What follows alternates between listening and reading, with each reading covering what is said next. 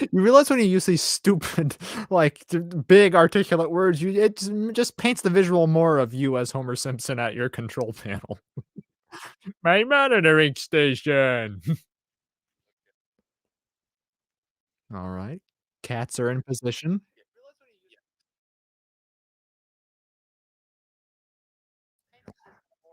I can hear myself on the, YouTube stream, Raph. Oh, I should stop. Well, nobody's perfect.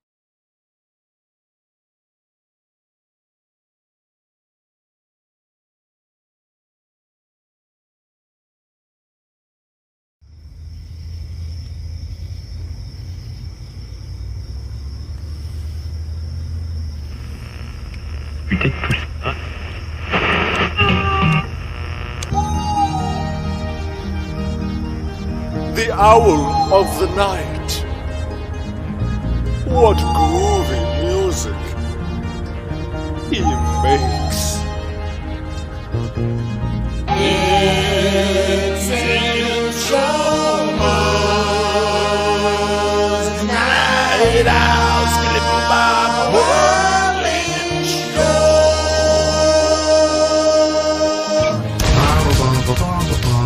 Disco plesiosaur. Chicken dinner.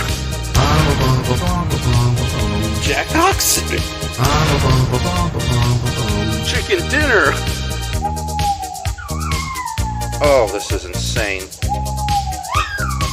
Okay.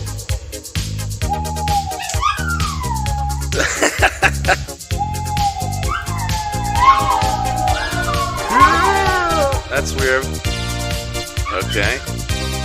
I'm so sleepy I can't seem to keep awake. And now it's time for night owling with that fuzzy-faced friendly giant. Enshohma. Oh! Yeah!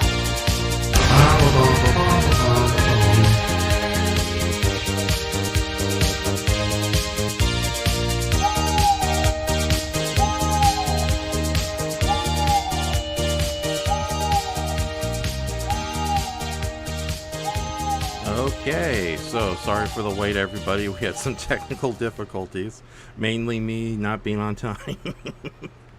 All right. Who's on time? Yeah, who is on time? So, okay, and today is going to be, we're going to do something a little different. Well, we're going to do something a lot of different, so don't expect any Common Writer Revice talk or intellectual conversations about the Power Ranger franchise. Because Next toy, Raph. yeah, next toy. But yeah, tonight I'm joined by my special guest Brayton of BranzantFiLMS. I'm your special guest. You can call me Daphne. Hi. Hi, Daphne. They call me Big Mouth. Okay, we'll discuss that in a little bit. But yeah, I'm sorry to disappoint. Tonight's not going to be a kaiju show whatsoever. There's going to be no mention of giant monsters or superhero nonsense. We are sticking to one subject and one subject alone, and it's a part of a new thing I'm trying to do with all of my streams. Hence why the last major stream I did was just focusing on the Power Ranger thing alone with Andres. Tonight is something I've been wanting to do for a long while now, and that was to talk about movies outside the sci-fi oeuvre. Is that the correct word? Genre. Okay, I'm trying to use better. Don't try to be more French, Raph. Put the baguette down. Avre. It's oeuvre. Oeuvre. Okay, oeuvre. There we go. Oeuvre, the movie critic kaiju. Yeah. I believe that this movie is brilliant. Also, Dai Tokyo. Sophistication's the enemy, Raph. Just keep it simple, silly. Okay, so yeah, Kiss. Keep it simple, stupid. So. That's the title of another Billy Wilder movie, Kiss Me, Stupid. With Dino. Yes. But yeah, tonight. Martino. Yes. But tonight we are going to just be discussing old-time comedies, ranging largely from the silent era to probably the mid-1960s. And we do have 3 films in particular we want to talk about, but Mr. Brayton, you, in preparation for this live stream, have been revisiting a lot of other movies, so... Can I just say first off, my favorite silent comedy film is when that train looked like it was going to crash into the theater, and everybody ran out of the theater, and they all slipped on banana peels back in 1890, whatever. That sounds like something we'd make up for Review All Movies, but that'd be pretty hilarious to do as its own. Well, I never bought that legend because I'm making reference to a train arrives at La Quixote Station, something like that is the technical name. Which, first off, movie titles have gotten so much better since then. But have they, like, single word nouns? I don't think so. No, okay. Well, they've gotten more simple.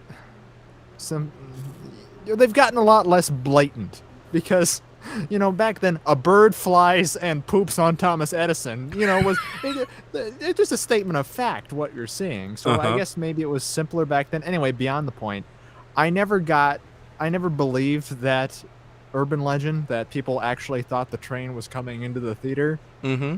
Because I don't know. Were we all cavemen back then? Because I think you could grasp the concept of, even if there was, I don't see IMAX now, or what's the new latest and greatest film technology, like the motion control, 4DX, the motion control seats where, I don't know, it shoots a stream of water up your butt when you're watching Aquaman.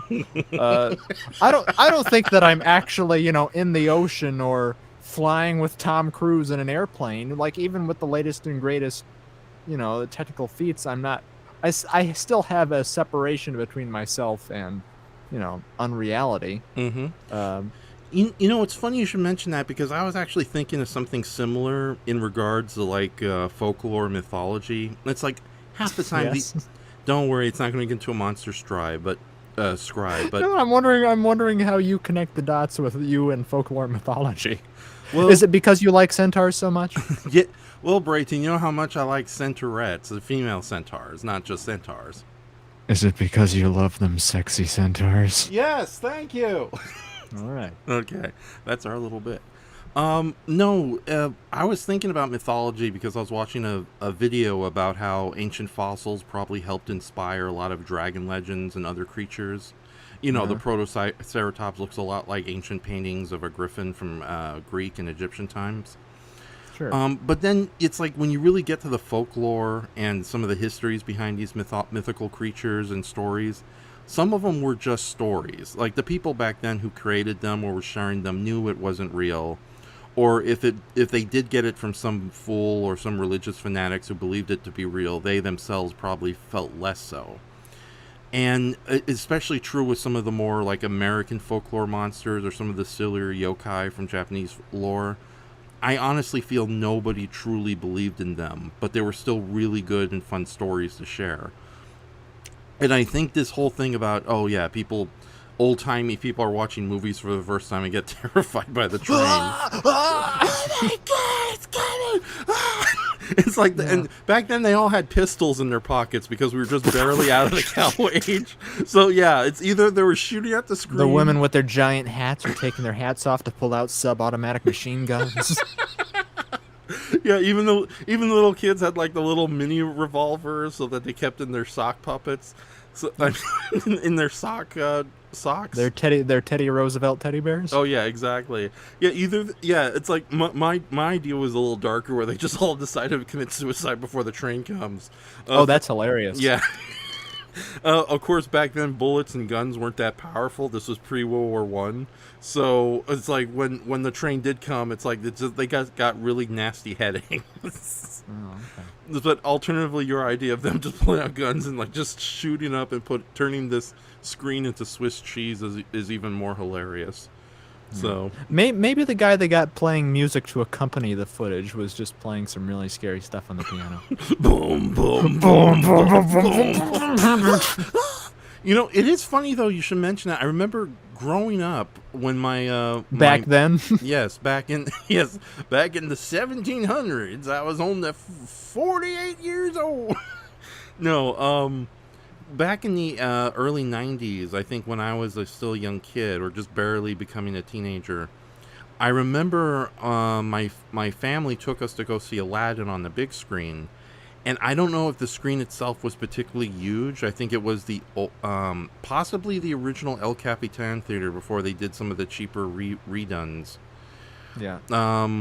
But yeah, we went to see Aladdin, and seeing where they're flying in the carpet, it actually did feel like, what you expect a sort of 4D experience would be. But I don't know if that was because I was so small and we were in front of this huge screen, and maybe it was that particular seating, because I've never really had that experience ever since, especially when you go to a regular multiplex. Yeah, well, I had an experience where I didn't think it was, real life happening before my eyes. But I cried when I was a kid. They re-released it, because I wasn't born when it came out. But they must have re-released or re-showed it for some odd reason. A rescreening of The Lion King. And I cried during that. But I think that was just because the noises were so loud and it was scary. And that wasn't the first movie that I saw in a theater, so I don't know what my deal was then. But I must have been like, 3 or 4, so I was still very, very young. Yeah. But that's my only real moment of, out of body fear where I had to leave and I couldn't stay to finish the thing because I was so scared. But Right. Other than that, no, I've never had a Exorcist premiere moment where I had to leave the theater and ran out into the lobby screaming and puking or whatever those lightweights were carrying on about back then. Yeah, and now we're also unsensitive to a lot of these horrific imagery we see. Desensitized? Desensitized, yes, thank you. Desensitize. Yeah. Oh, that's my new band name. Oh, okay. Our album cover is just all of us looking lethargic around the instruments. Yeah. But, I yeah. think I've been desensitized to the Enshohma universe. That Pandora's box we've opened. I know. So, but with that said, though, audiences, I think it's funny because one of the movies I revisited for this live stream was Safety Last, and we'll go into more detail about it later because Should we go chronologically, or should we start with Some Like It Hot, or how would you like to go about this goofy business? Let's I definitely want to do Some Like It Hot first and foremost, but I think what we should do is discuss our sort of personal backgrounds with comedies and why we kind of prefer old-timey comedies. So do you Well, I starred in the comedy masterpiece, the road trip to or not road trip, what did we call it? G-Fest Experience. I starred in Kaiju Noir's G-Fest Experience, that groundbreaking comedy film. So delightful, you are truly an archangel from the heavens, sharing your knowledge with us mere mortals here at this disgusting, despicable acting school. Ha ha ha! Okay. That's like a horrifying Terry Thomas. What's the guy's name who did Inside the Actors Studio? James Lipton. That's what I was doing. Was James Lipton. James Lipton. Terry, through the lens of Terry Thomas. You just pulled on us, Raph. Yeah. Now, no, if it was Terry Thomas, it'd be like this. Okay, so what bullshit did you show up recently? Righto! Jolly good no one was hurt. Considering you all I a bunch want of you to know I'm stupid using... idiots. Yes, I want you to know I'm using all teeth while doing a Terry Thomas. Okay, yeah. He's like a beaver or something. Yeah, I can't whistle, but if I could, I would definitely add like some extra whistles in between my Terry Thomas impression. Yes, that's what you think. Okay, I'm going to turn off the fan behind me to get some better audio. So go ahead and start your story. I'll be with you in a moment. My story? No. Okay, of a man named Brady? Give me a second. Say hello to the audience, all right? Oh, okay, hello, audience. Hello, everyone everywhere out there. Looks like 2 people, Shay and Doom. Doom has visited upon us. Makes sense if bullets weren't as powerful back then. Wherever Daffy Duck would get shot by I don't know if bullets weren't powerful. Like so they weren't as powerful, but they still, hurt. If you get shot by a musket, you're going down either way. In fact, we can test that theory when Raph gets back. I will walk 5 paces or 10 paces. I will walk far away and shoot you from a long distance. What? Yeah, I'm back. Oh, okay. Yes, I was talking about the firing power of a musket. Okay. I used to have a musket back when I was a teenager in 1888. Yeah, guns are certainly, and I don't want to talk about guns, but they're certainly a lot more accurate these days. But yeah, Tommy guns look really cool, Mm-hmm. but they were hardly, if accuracy is your is your motive then you have better options out there. Yeah, which makes that 2005 King Kong movie so unrealistic. Oh, damn it! I've ruined tonight's conversation. Goodbye, everybody. Rats. Darn it! I was hoping we would mention that damn movie one bit.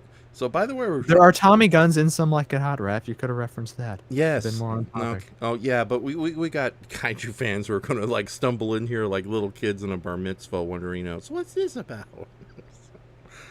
Okay, so little kids of non-Jewish faith walk into another person's bar mitzvah. Why can't they be in a bar mitzvah? Yeah. Have you ever broken into like a wedding party or bar mitzvah and hope nobody noticed? I've never broken in to one, Rap. They're not the pinnacle of excitement. Okay. What about Why- the free food? Is that why you would crash one, just for free food? Oh, hell yeah. I see no other purpose. Especially if there's sushi around, I'd be, I have all the sushi. Would you have the goal to crash a funeral for free food? Free crackers. Maybe. That's the true test of a man. And speaking of funerals, our main movie tonight, Some Like It Hot. Let me change the screen a bit. Oh. What? I thought we were going to talk about something much darker. Speaking of funerals, Yes. let's talk about... our movie does kind of start on a mass murder, so to speak. So That's true. okay, so earlier this week, Brayton Last weekend, Rap. last week 1 week from today. Yes, 1 week from today, Brayton actually introduced me to one of his should we say it's one of your all-time favorite movies? Yeah, you could say I have a lot of favorite movies. It's funny because you asked me before we watched it, this is your favorite comedy, right? And it's tricky for me because Billy Wilder's my favorite director. The Apartment is my favorite movie, but I think looking at that as a comedy puts too much of an umbrella term on that when it's more of a tragic comedy or a dramedy. Mm-hmm. But this is my favorite of his strictly comedy. So it is one of my favorites. We can say that. It's perfect. It's the quintessential comedy in my idea. Probably the best. I have many favorites, but I think this one is, in its construction, is like the ideal comedy. So, and yeah, I would like to pick your brains about that right now. And I watched the movie a second time throughout this week, although I do have it currently playing on mute with subtitles, just to kind of refresh my why? memory. Not with the archive.org link subtitles, right? No, those are terrible. Oh. Speaking of which, ladies and gentlemen, if you actually want to watch this movie, we highly recommend it. In the description area of this very video, there is a link to watch the movie. A little bit on the level thanks to archive.org. But yeah, if you want to check this movie, unfortunately it's not really streaming anywhere.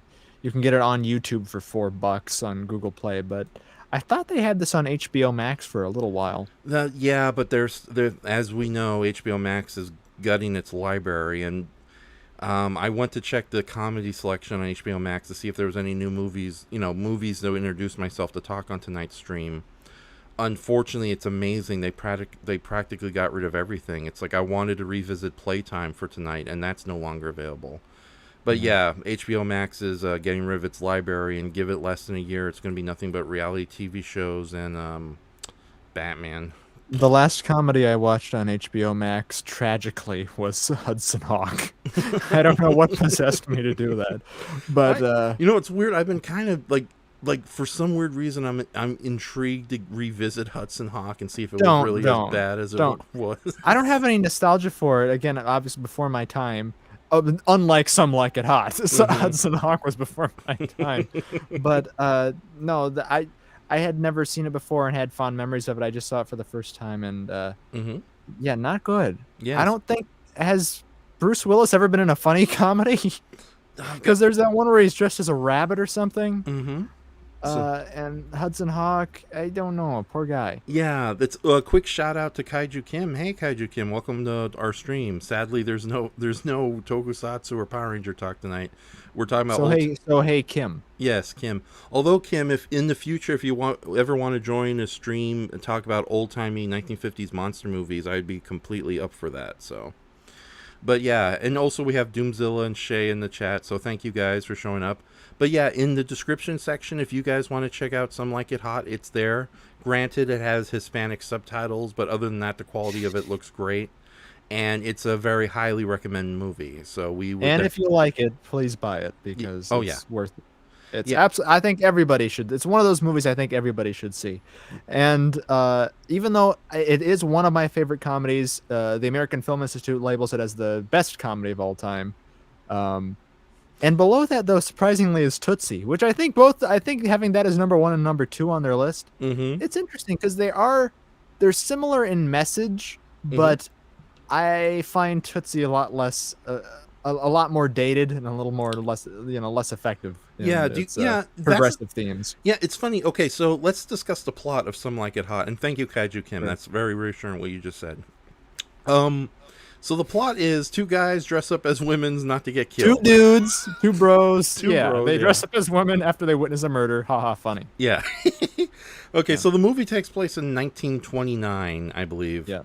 The time of Prohibition, and when criminals, gangsters were shooting each other up left and right. And rather than just passing bills in the legislature. Indeed.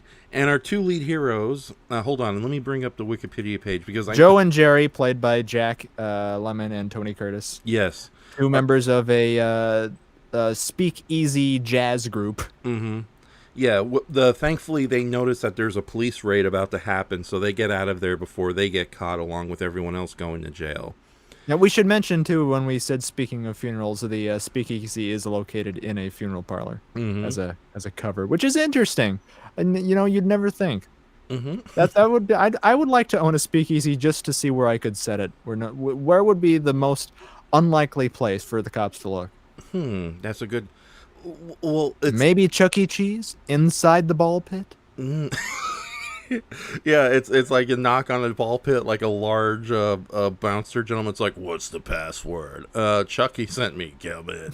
And you swim through it, and then on the other side, it does like that reverse Terry Gilliam thing where the camera slowly turns upside down, and it's like you come outside the other side of the ball pit, and it's like, hey, this is a nice joint. And you have robotic Jack Lemmon and robot Tony Curtis playing with the Rockefeller explosion. This is great, Jack. Yeah. Yeah. Oh, it's what? Oh, how does he do it? He goes, "Oh, it's wonderful." Yeah, we were making fun of Tony Curtis's woman voice before we started. Yeah, but no. So they get out of the speakeasy and they go back to after losing what little money they have because they're pretty on dire straits at this point. And this was this is before the Great Depression, so their money troubles are their own. They decide to go back to the musician agency to try to find jobs. And the only job that's available is for an all-girl group. Granted, it's a very cushy job, all expenses paid, very well earning money at a really nice location in Florida. Although technically the filming location was in San Diego or San Francisco. Hotel Coronado.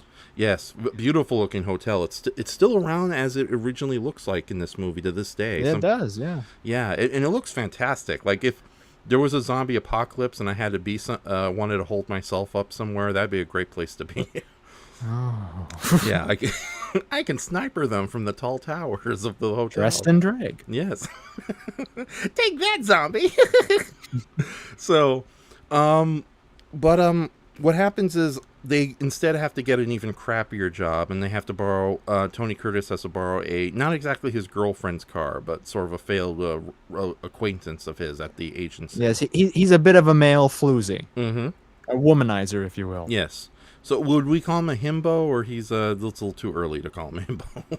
I don't use himbo, Raph. That's womanizer. Yeah, himbo is too cushy of a term. He's a tramp, is what I say.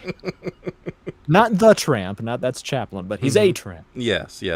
Unfortunately, at the car garage that they're coming to get the car and fill up on gasoline, it gets broken in by Spats Colombo, played by George Raft. Who was the fill-in for Al Capone. This is basically a restaging of the St. Valentine's Day Massacre, where he puts the guy who, because we should also mention that Spats was heading the speakeasy, and he was ratted by a fellow criminal constituent. Toothpick And Charlie, not played yeah. well by George E. Stone. Yes, that's also my jazz player name, Toothpick Charlie. That's me. They call me Toothbrush Raffy. Oh, Right. Okay. So I think they call you Raph the Mop, is what I hear. So they witness basically this the St. Valentine's Day massacre in this car garage, and although Spats and his villainous gang catch them, they're able to escape just in time. And desperate to escape both the mobsters and the equally menacing police officers. Though to be fair, the police officers don't have as large of faces as Spatz's crew, especially that one guy. You know who I'm talking about. No, yeah, there's this one henchman who is basically, would we say he's a squishier, friendlier looking version of Rondo Hatton? Or yeah, if Jane Mansfield and Mamie Van Doren are discount Marilyn Monroe, I'd say he's discount Rondo Hatton, but he's friendly enough. Yeah, he's like, join us. yeah, just before he kills the poor gas station attendant. Yeah, he talks a bit like Kermit the Frog on testosterone. Exactly. So yeah, but he has I think Rondo Hatton is the more handsome looking, terrifying man. Okay. Okay. What? He wasn't a half. That's your hang up. That's yes. fine. What? If you're gonna be a giant, terrifying monster man, Rondo Hatton is the way to go. Yes. First centaurs, now creepers. Yes. Centaurettes and creepers. That would be a great romantic comedy. Oh. So. Anyway, they witness this retaliation and are being both tracked by the police for having involvement in the speakeasy, and tracked by Spats for witnessing the bloodshed. And so they borrow some. They decide, as a last resort, borrow some wigs and dresses from one of Tony Curtis's rendezvous, one of his lady friends, and go undercover under blouses as Geraldine and Josephine. Oh no, I'm sorry, Daphne.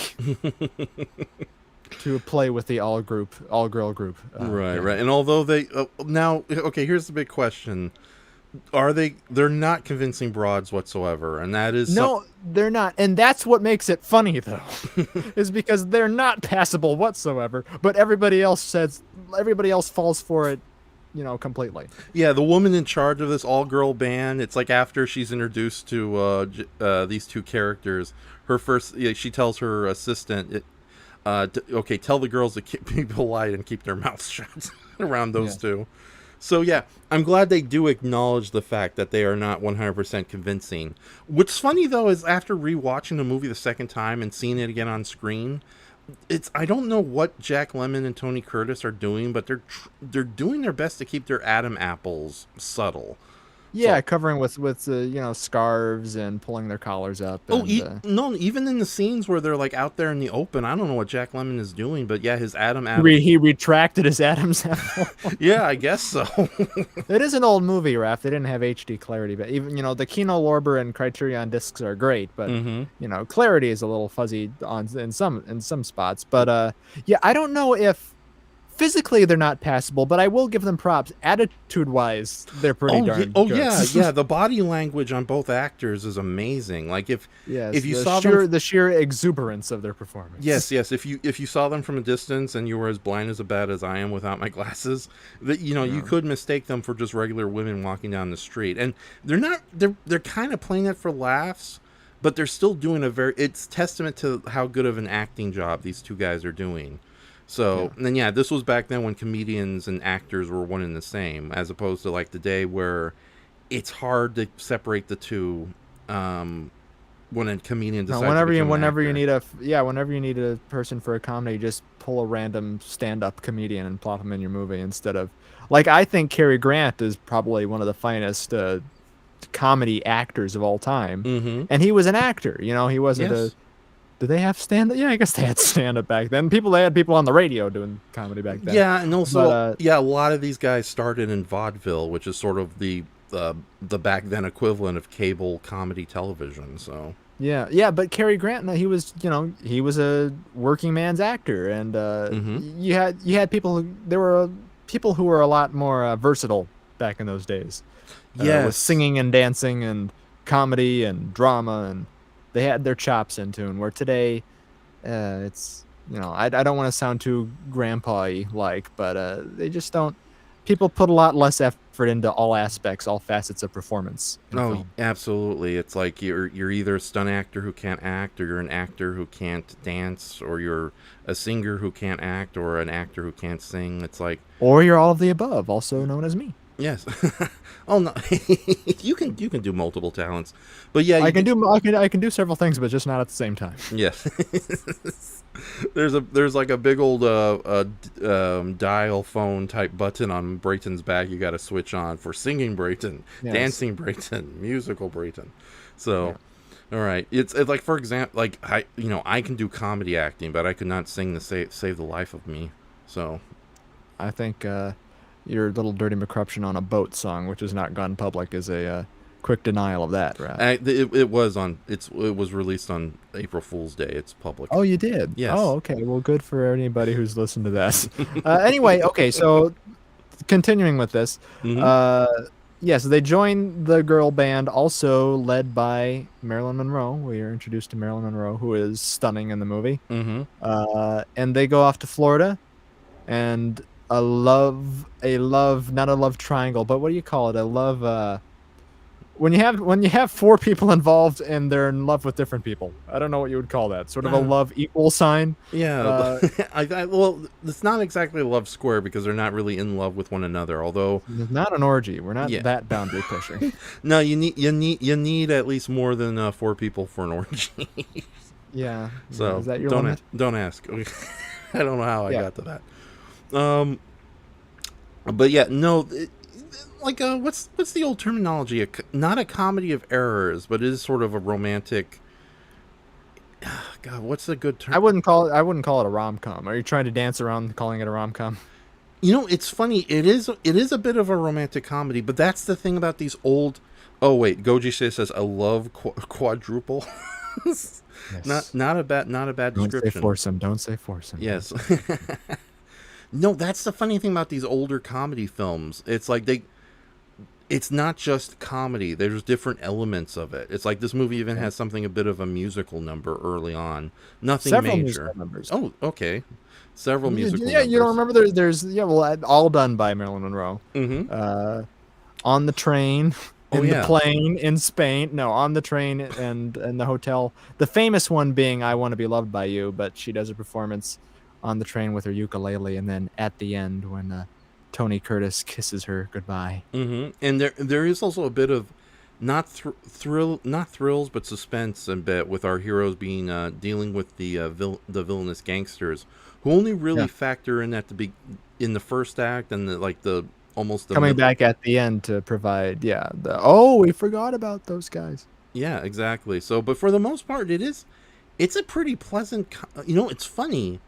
You don't really see movies like this anymore where it's just people just kind of just hanging out and talking. But there's sort of a story thing going on because, again, Tony Curtis's character falls head over heels for Marilyn Monroe. So in addition to, disguising himself as a woman, he takes on another persona.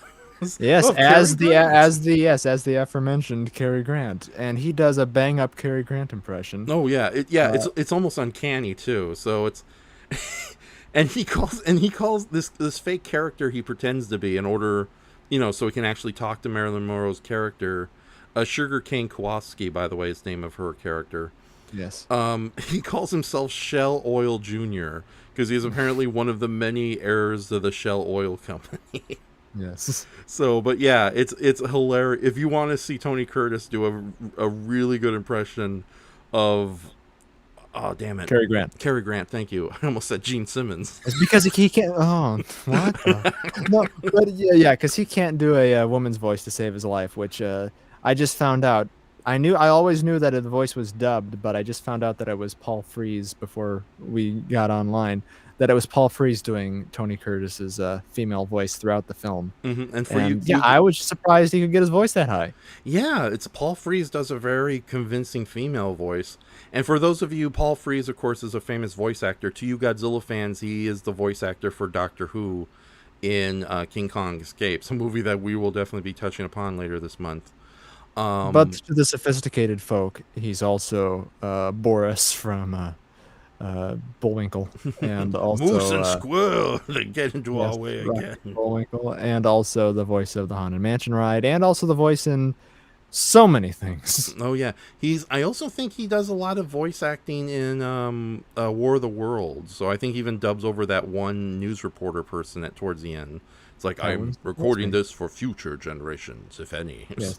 Yeah, he's instantly identifiable. Yes, exactly. And he's not to be confused with Paul Freeman, the British actor who played Ivan Ooze. So I just want to not to be confused. Yes, although I think they would get along if we like used the time travel and got them together and told them to hang out and have a tea party. Yeah. Okay, so but those scenes where he's playing this character, and I'm glad they introduced this new element, because had it just been nothing but two guys just dressed up as gals the whole time, I think it would become pretty monotonous after a while.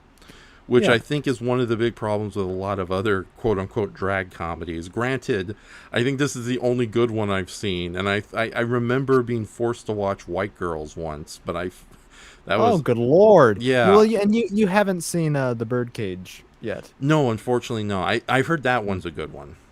So you recommended that one, didn't you? I recommended we watch that for a series that I'd like to do with you. Yes. But no, I was going to say, on my Twitch channel, I would like to watch a wider variety of movies outside the kaiju stuff. So, yeah, I'm definitely looking forward if we do that in the near future. Well, let's start that next weekend. Let's make a date. Okay, then. Make a date with Brayton and Raph as they watch funny shows and movies. So. But, anyway... Yeah, I would definitely say it's the best undercover drag comedy, but I don't want to, it does have substance to it. It doesn't play too much on the, haha, isn't this funny? Look, dude looks like a lady. It's not, there is substance to it again, it's a very progressive film of them finding how women are objectified by our lovely rubber-faced Joey Brown, for instance. Yeah, because there's this great scene of Jack Lemmon is honestly getting pissed off because this one character starts to court him. Yeah. It turns out to be a beautiful romance towards the end. There's this great character of whom our stream is named after called Osgood Fiedling III, who's sort of this aging, rich and... and your name? Cinderella the Second. Yes, played by Joey Brown, not Joe E. Joe... middle initial E. Brown, who's sort of like Wile E. Coyote. Wile E. Coyote, and he has such a great face. Hold on, I got an image of Joey Brown that I can share on the screen very quickly. So where are you, He Joey? looks like a clown without makeup. Oh, there you are. Yeah, all grin. Yeah, this is a guy. Yeah, look at this guy's face. He's on screen right now. It's like you look at him, it's like, oh yeah, that guy does comedy for a profession. Professional clown Joey Brown. Exactly. And a friendly clown too. If you put makeup on him, I doubt he could be scary. So. He could have passed probably better than Jack Lemmon and Tony Curtis. That's the thing too, though, is it was a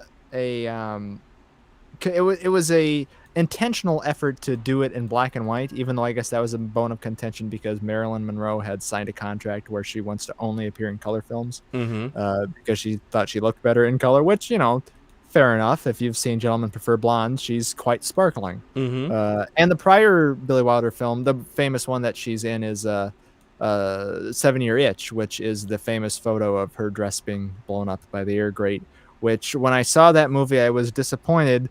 Not because, I wanted to see underoos, but because that scene really only that scene as you picture it in your mind really only exists in publicity photos for the movie. When the actual scene in the film, her dress just sort of flutters and you see, calf. Which I guess, for people back then that was yowza. But yeah, to be fair, back then, lobby cards were way more commonplace in movie theaters.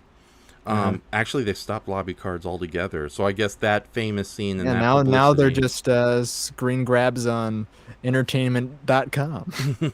That's their version of a lobby card. Yeah, the movie theaters have definitely become way less special. But no, there's the movie theaters really only have you'll see the posters on the walls, but the big hey, come see this show.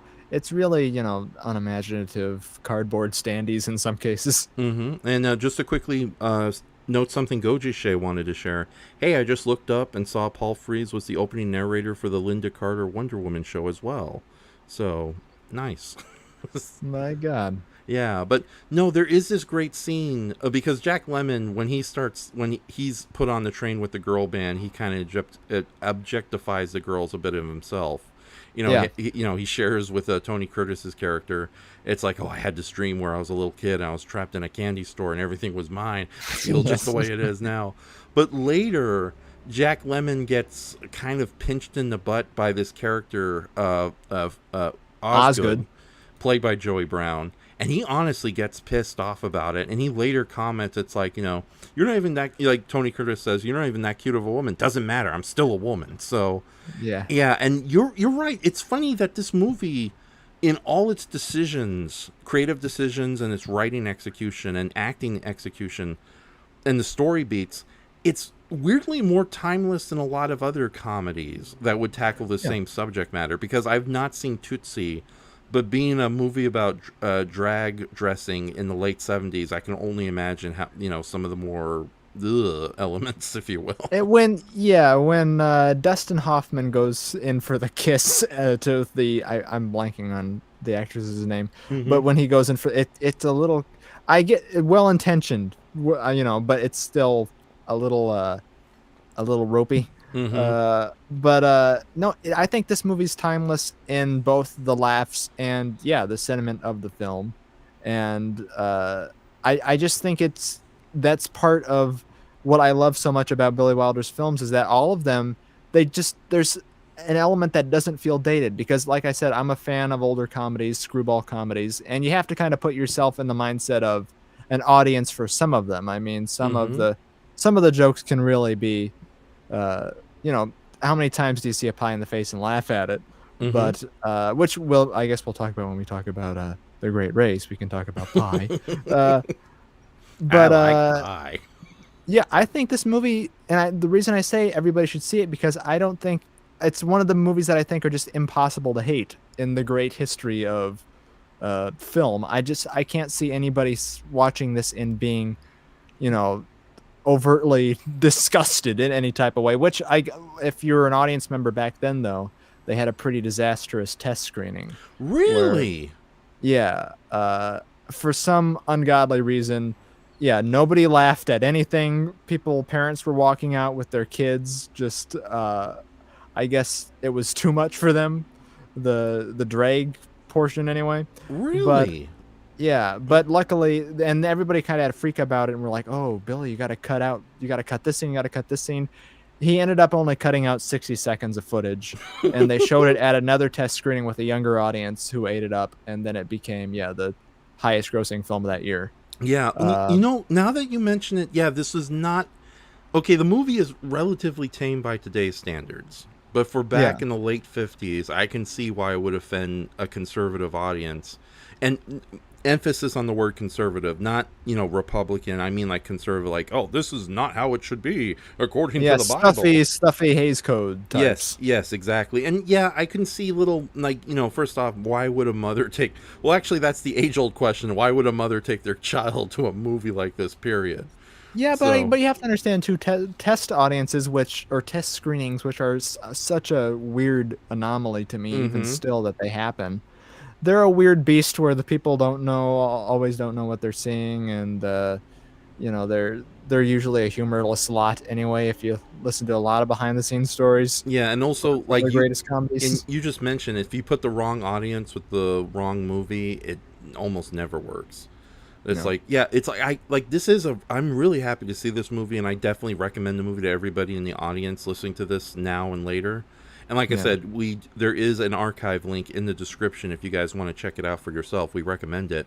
But it is a pleasant movie that relies more on dialogue and performance than sight gags and comedy. Although there are some great bits throughout.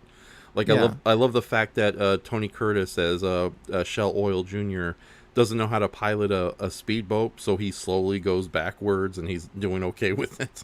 Yeah, there's great physicality in the comic performances, but not a lot of slapstick. Oh yeah, definitely. So, But with that says though, yeah, one of the like I don't know if it is progressive, but like one of the there's two very sweet romances going on. There's the one between Tony Curtis and Marilyn Monroe, and then there's the one between Jack Lemmon and Joey Brown's character, which starts off as like, it's one of those situations where he's only going through it because, he's kind of like not exactly blackmailed into it, but it feels like he's forced in order to, he has to humor this guy, this aging rich person, just so he doesn't blow their cover. And then it's like there's this great scene where we cut between their two dates, and we cut to like Jack Lemmon and Joey Brown. It takes him out dancing. Yes, while Tony Curtis sneaks onto the Joey Brown character's yacht with Marilyn Monroe, and you cut back and I find the dancing with Jack Lemmon and Joey Brown so much more romantic because they're out salsa dancing and they stay way past the point everyone else has left. Yeah. And the next morning, you find Jack Lemmon in bed with maracas dancing around and set to be engaged. Yeah, that's the great thing because it's when we see with Jack and Joey when they're at the Osgood, we should probably call him that, Osgood. So we're not saying Jack and Joey. Yeah, Jerry and Osgood. Well, I'll do my best to keep their character. Daphne and Osgood. Yes, Daphne and Osgood.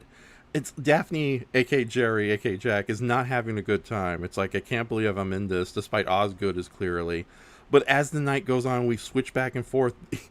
Like, Daphne is really into it, and it's like they are, like you said, it's a slightly more romantic. Like, no offense to Sugar and Joe, or Shell Oil Jr., Josephine, but yeah, it was, I got the biggest laugh out of the whole thing, where it's like, and it, like, you're right, like, the next morning, he's like, oh, we're gonna get married. You do know you're still a man, right? We'll work it out. Yeah, and then buying him jewelry and saying, "Yeah, what do you think my fiance is a cheapskate?" A really sweet relationship does develop, and that all leads to and something I love too about most of Billy Wilder's movies. He has the perfect last line of basically all of his movies that have become iconic. You think of this one, which is "Well, Nobody's Perfect," "Sunset Boulevard," "I'm Ready for My Close-Up, Mr. DeMille," "The Apartment," "Shut Up and Deal." They really know how to end a movie, and that's funny to me because they started production with only half of the script written. Like they had a roadmap and a outline for scenes and stuff, but for the nitty gritty dialogue and everything, they wrote it as they filmed it, and that last line was a last minute thing the night before shooting. It was like a placeholder, and they'd said, "Okay, we'll think of something funny right before we shoot it." And they just thought they just couldn't think of anything, so they used it. Yeah, and it weirdly works so wonderfully well because, okay, we're going to kind of get into spoilers with the ending of the movie. We're not going to talk about the climax because we'll save that as a surprise for anybody who watches it. Sure. But yeah, at the end, all four of our heroes escape from, the villains, so to speak, permanently for good. And again, the cops, because I do like how this movie does. The cops are not villainous, but they're definitely unreliable and untrustworthy. It's like it's like there's that great scene where a cop just walked into a murder, and then it's like, instead of arresting everybody, it's like, oh, this looks suspicious. So, but yeah, no, at the end there is that famous bullet scene. Holes and blood too. Yeah. I'll have to take you all for questioning. So it's like, and I think it's kind of deliberately played. It's like, oh yeah, the cops are kind of, they know what's happening, but they're, dim-witted in their own right. But no, at the end, all our heroes escape by sea away from this madness. And of course, there's Jerry in the boat dressed up as Daphne with Osgood piloting the boat. And do you want to describe how this goes and how? Well, okay. Well, are we ruining it for you? You just said you didn't want to ruin it for them. Oh no, I was going to talk about the climax, but yeah, okay. Then I'll just say that the ending of it, the last gag and the context of it is you expect Osgood to balk at "I'm a man," but instead, nobody's perfect. And so one can infer that they live happily ever after. Even if it's for a brief time, they were happy together. But yeah, that's my headcanon. Yeah, it's a very sweet way to end the movie. And it's funny you should say it was done as an improv. But yeah, I could see like what kind of ending line you do, and then it's like, yeah, that would be the only logical choice if you thought about it on the spot. With that said, though, I know today a lot of modern comedies, unfortunately, suffer from way too much improv. Like Yeah. like a lot of the movies from Judge Well, well, Apatow. well, well, I should say that it wasn't improv. It was a placeholder line, and they thought they Placeholder. would think of, yeah, they thought they would think, they put it in the script, and they thought they would think of something right before filming that would be better, but Mm-hmm. they couldn't, so they just went with it. Yeah, Uh, and it works out great. Again, ladies and gentlemen, watch the movie, you'll see. So, yeah, but it was a tightly scripted movie, but they were scripting it as they went along. Uh, okay, yeah, it's yeah, funny too because when I'm watching the movie, you don't get that feeling at all. no, because it's so, yeah, it's the pacing is perfect. It's a well-oiled machine of a movie. Yeah, Uh, the only thing I might argue in favor of it, obviously being kind of a half-written movie, yeah, is that some of the side characters are a little bland. yeah. Like all minus the Rondo Hatton looking fellow. All the villains are kind of like maybe a little too serious for their own good in this otherwise, funny movie. Although I gotta admit, like there's an Well, even it's the juxtaposition the between juxtaposition, a yeah. serious threat and Yeah, goofballs. yeah. Although I do have to admit, the one gangster who shows up in the third act, I love that character, like the big honcho who turns out Oh, to be with the hearing box aid. of a hearing aids. Yeah, yeah. It's like that's almost like a villain I would want to play or create. So, Yeah, that would work. yeah. But also I was going to mention earlier about it being filmed in black and white. I think that helps conceal the, because if you look at behind the scenes photo or some of the behind the scenes 8mm footage out there Mm-hmm. of Jack Lemmon and Tony Curtis, and I don't want to make this live stream all about the drag aspect of it because I think that demeans it a little bit, Right, but right. the black and white certainly helps the makeup because it's a little clownish, Yeah. uh, Yeah. with bright orange wigs and you know blusher, uh, but yeah, the black and white definitely helps it, and I think it would be a little distracting from just the comedy and the writing Mm-hmm. if it were filmed in color. Yeah. Um, White chicks. well, Yeah. yeah, Well, less said about white chicks, but the white chicks is not worthy of the conversation. okay. Yeah, but. But no, Marilyn Monroe, that aspect of this movie, Mm-hmm. was apparently a terror to be on set with, not in a Hmm. prima donna type of way, but at this point in her, blooming and her stardom, she wanted to be seen more as a serious actor rather than, or an actress, whatever the Mm-hmm. parlance of the times were. Mm-hmm. A serious actor. So she was she studied method acting under Strasberg, same as like Marlon Brando, for instance. Hmm. And she was going through a lot of emotional, if you know anything about Marilyn Monroe, she went through a lot in her personal life, Mm-hmm. and having that level of stardom and having every moment of every day documented by tabloids, I'm sure didn't help. Mm-hmm. And she actually had lost a child before filming this movie. She had a Mm-hmm. miscarriage. Mm-hmm. She became pregnant during the filming of this film and then had another miscarriage during production. Poor thing. And she was all emotions and all just, not focused during production. And so they would literally have to do 50 takes for a simple, like, because she would blow 3 lines of, just 3 lines. And they would actually go about taping. There's the one famous instance is she comes into the room after Tony Curtis's Shell character has dumped her over the phone, Mm-hmm. to say, "Where's the bourbon?" as she's going through the drawers. And she couldn't get that out. They literally had to do 30 takes of just her saying, "Where's the bourbon?" Mm.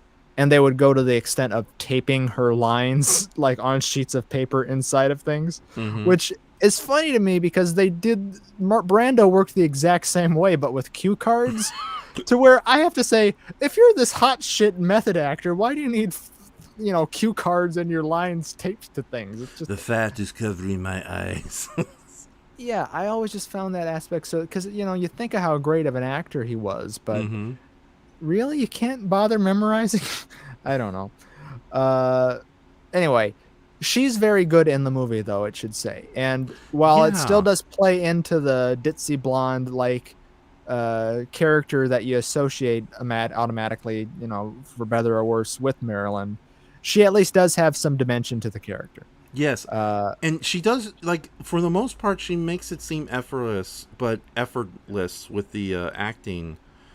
Because you think she's playing a simple role, but when she does get her heart broken and she's singing that sad song on stage towards the end, yeah, you can see that acting come out well. And you know, it's like, how would you feel that maybe like in some alternate timeline, if she had lived long enough, do you think we would have seen her like in like a really good dramatic role, or at least a more three-dimensional Well, her role? last, I know you haven't seen her last movie called The Misfits with also happened to be Clark Gable's last movie. It is a drama, and she's actually very good in that movie. I think Okay. she's kind of, she gets seen one way, and obviously that was her whole character, but her whole career was based around the ditzy blonde character. But as a person, she wasn't so much that. That was more of a, that was a creation of, media and agents all who sort of crafted this ditzy blonde, airheaded, bubble-headed character of Marilyn Monroe. Yeah. She was actually an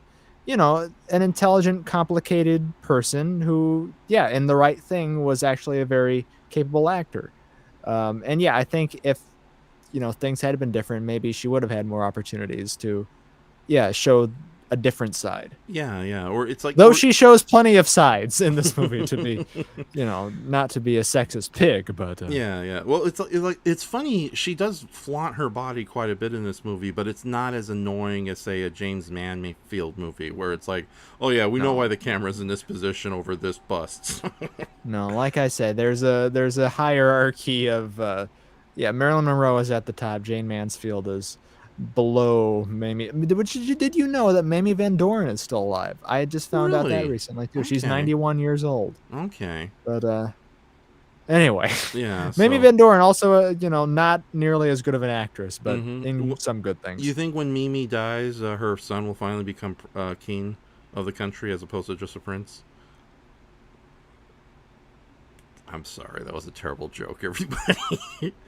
You hear the sound of that, Ref? Yeah, I just That is yeah. the sound of a giant bomb being deployed. But the Onion says that a 75-year-old man finally got a job and he's happy about it. Okay, sorry about that. So Talk about King Charles. yes, King Charles. He's actually 74. I mistook there. So okay, but yeah. No, for the most part though, this movie is very well cast. Everybody in it is very good. Even, but yeah, some of the side characters are a little. I even like the leader of the band. I love her and Beanstalk. Yeah, I gotta also give a shout out to Beverly Wills as Dolores, who's a trombone player, and she's Sugar's apartment friend. And she's an attractive blonde, but she has like a huge. It's like a more exaggerated version of what's that actress? Oh damn it, what's her name? She played Rita Repulsa in that stupid Power Ranger remake. Oh Christ, I God don't damn it. know. Elizabeth Banks. She has that kind of Elizabeth Banks type energy and appearance. And it's funny because you look at her and it's like, yeah, I bet she did a lot of television roles as the wacky neighbor. And yeah, she was in a lot of television roles as like a wacky neighbor. So yeah, but no, for the most part, it's a really good movie. And I was surprised. Like, there's a lot more to it than just the whole drag element. Unfortunately, the drag element is the one people mostly remember it for. Yeah. So, would you say it's very humanistic, for lack of term? There's a lot of humanity in the various characters and the overall story.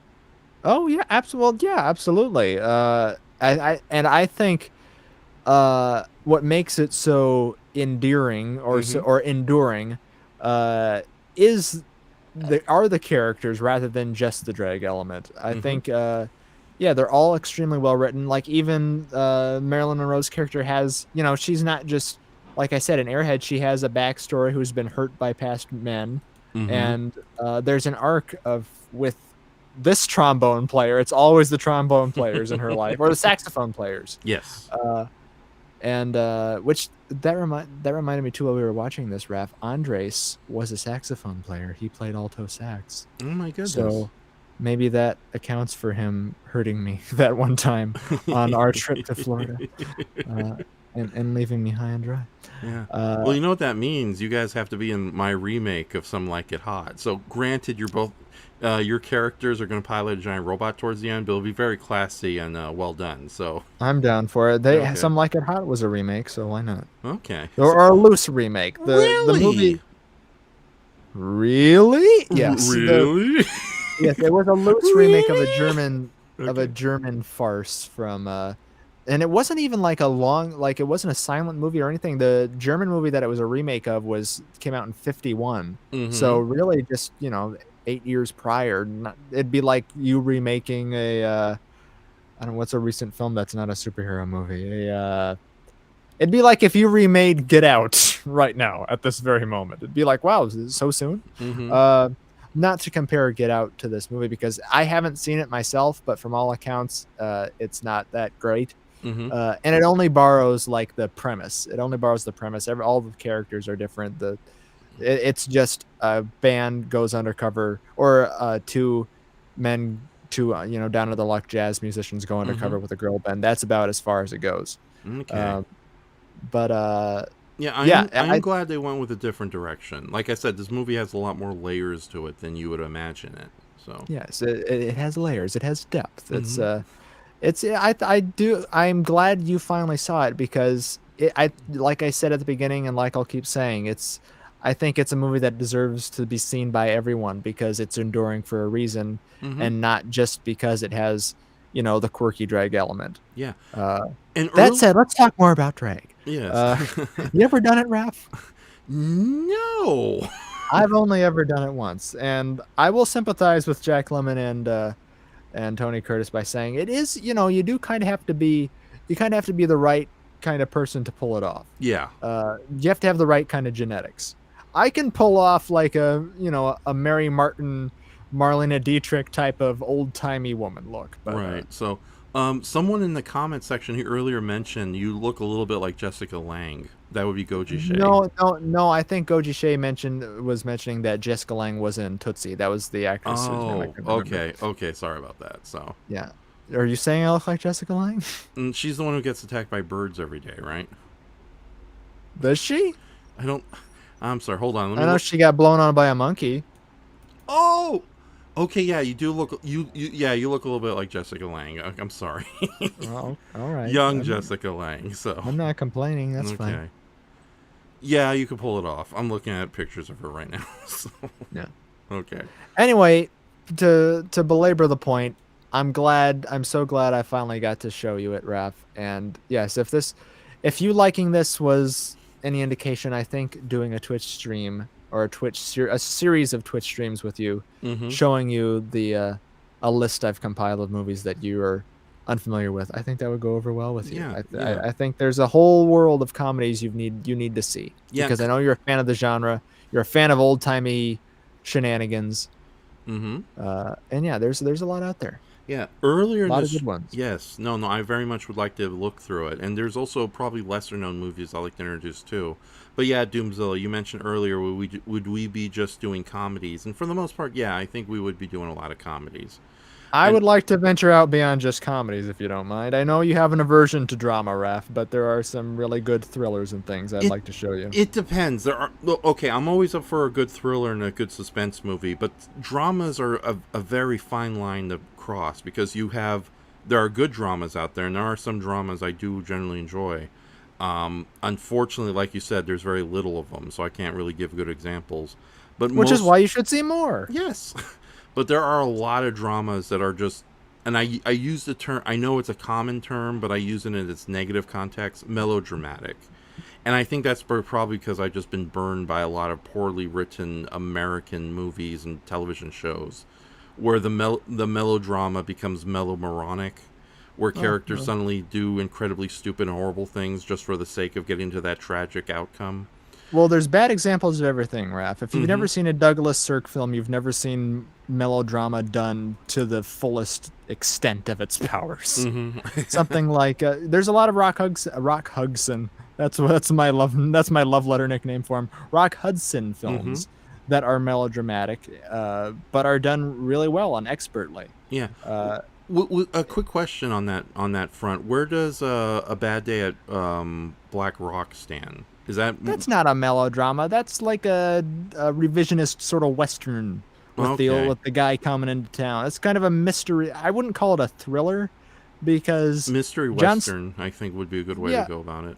a mystery, yeah, revisionist modern day western film, I think is what it's regarded as by most people, and I would agree with that. I don't think it's a thriller Mm-hmm. because I love the man, but I don't know. John Sturges had a very deliberate way of filmmaking. He's also made The Great Escape, where Mm. his films are very long, very deliberately paced, but each moment of it is gripping. It's not just, don't look for a rip roaring, hold on to your seat every, take your breath away kind of thriller with it. Mm-hmm. But no, I wouldn't consider Bad Day at Black Rock a melodrama. I don't think it's very over the top. I think it's kind of understated. Okay, yeah, and there's enough thrilling moments to keep you from going into the sad doldrums, so to speak.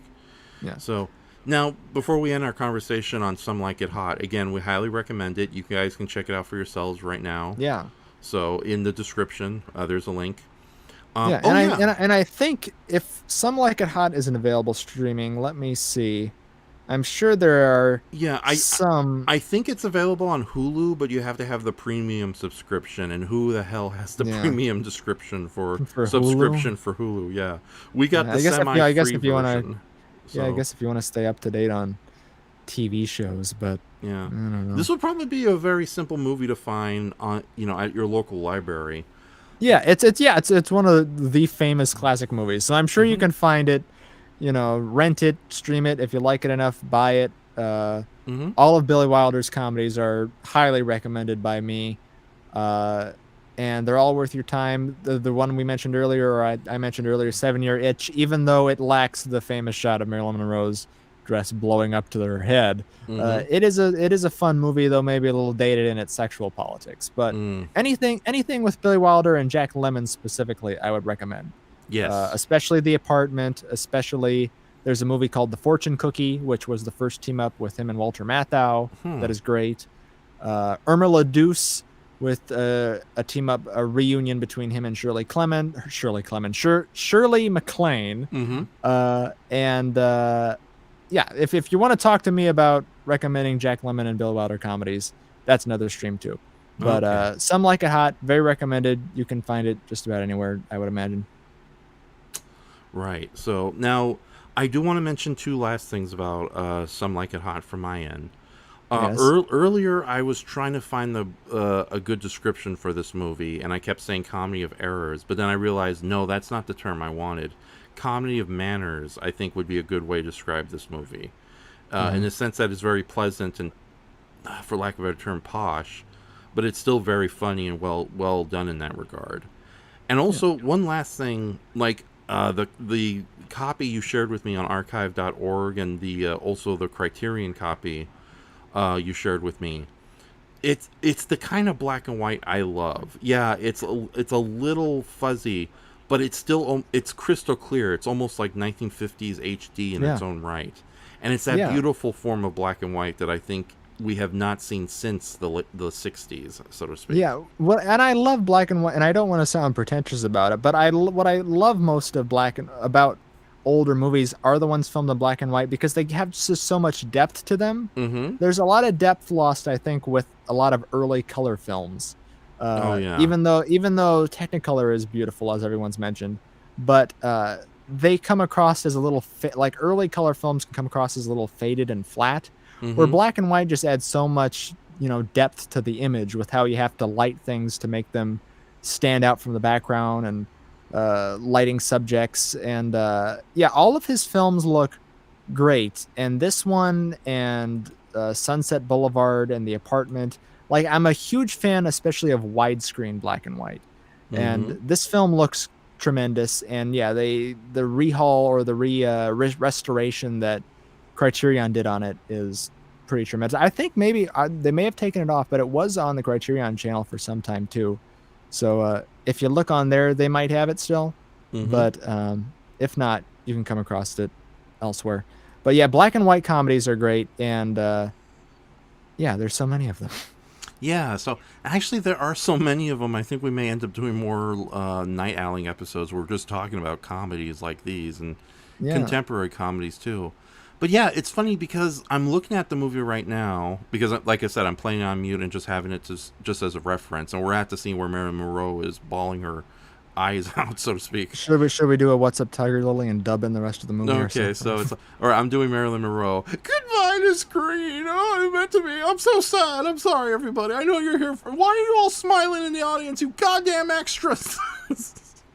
Wow. So Better than your boo voice. Better No, than the thank boo you. voice. But actually, now that you mention it, I've never done drag physically, but I've done a lot of female voices for like play acting and just like comedy improv bits with friends and whatnot. Oh, okay. Yeah, and in my attempts some late night phone calls.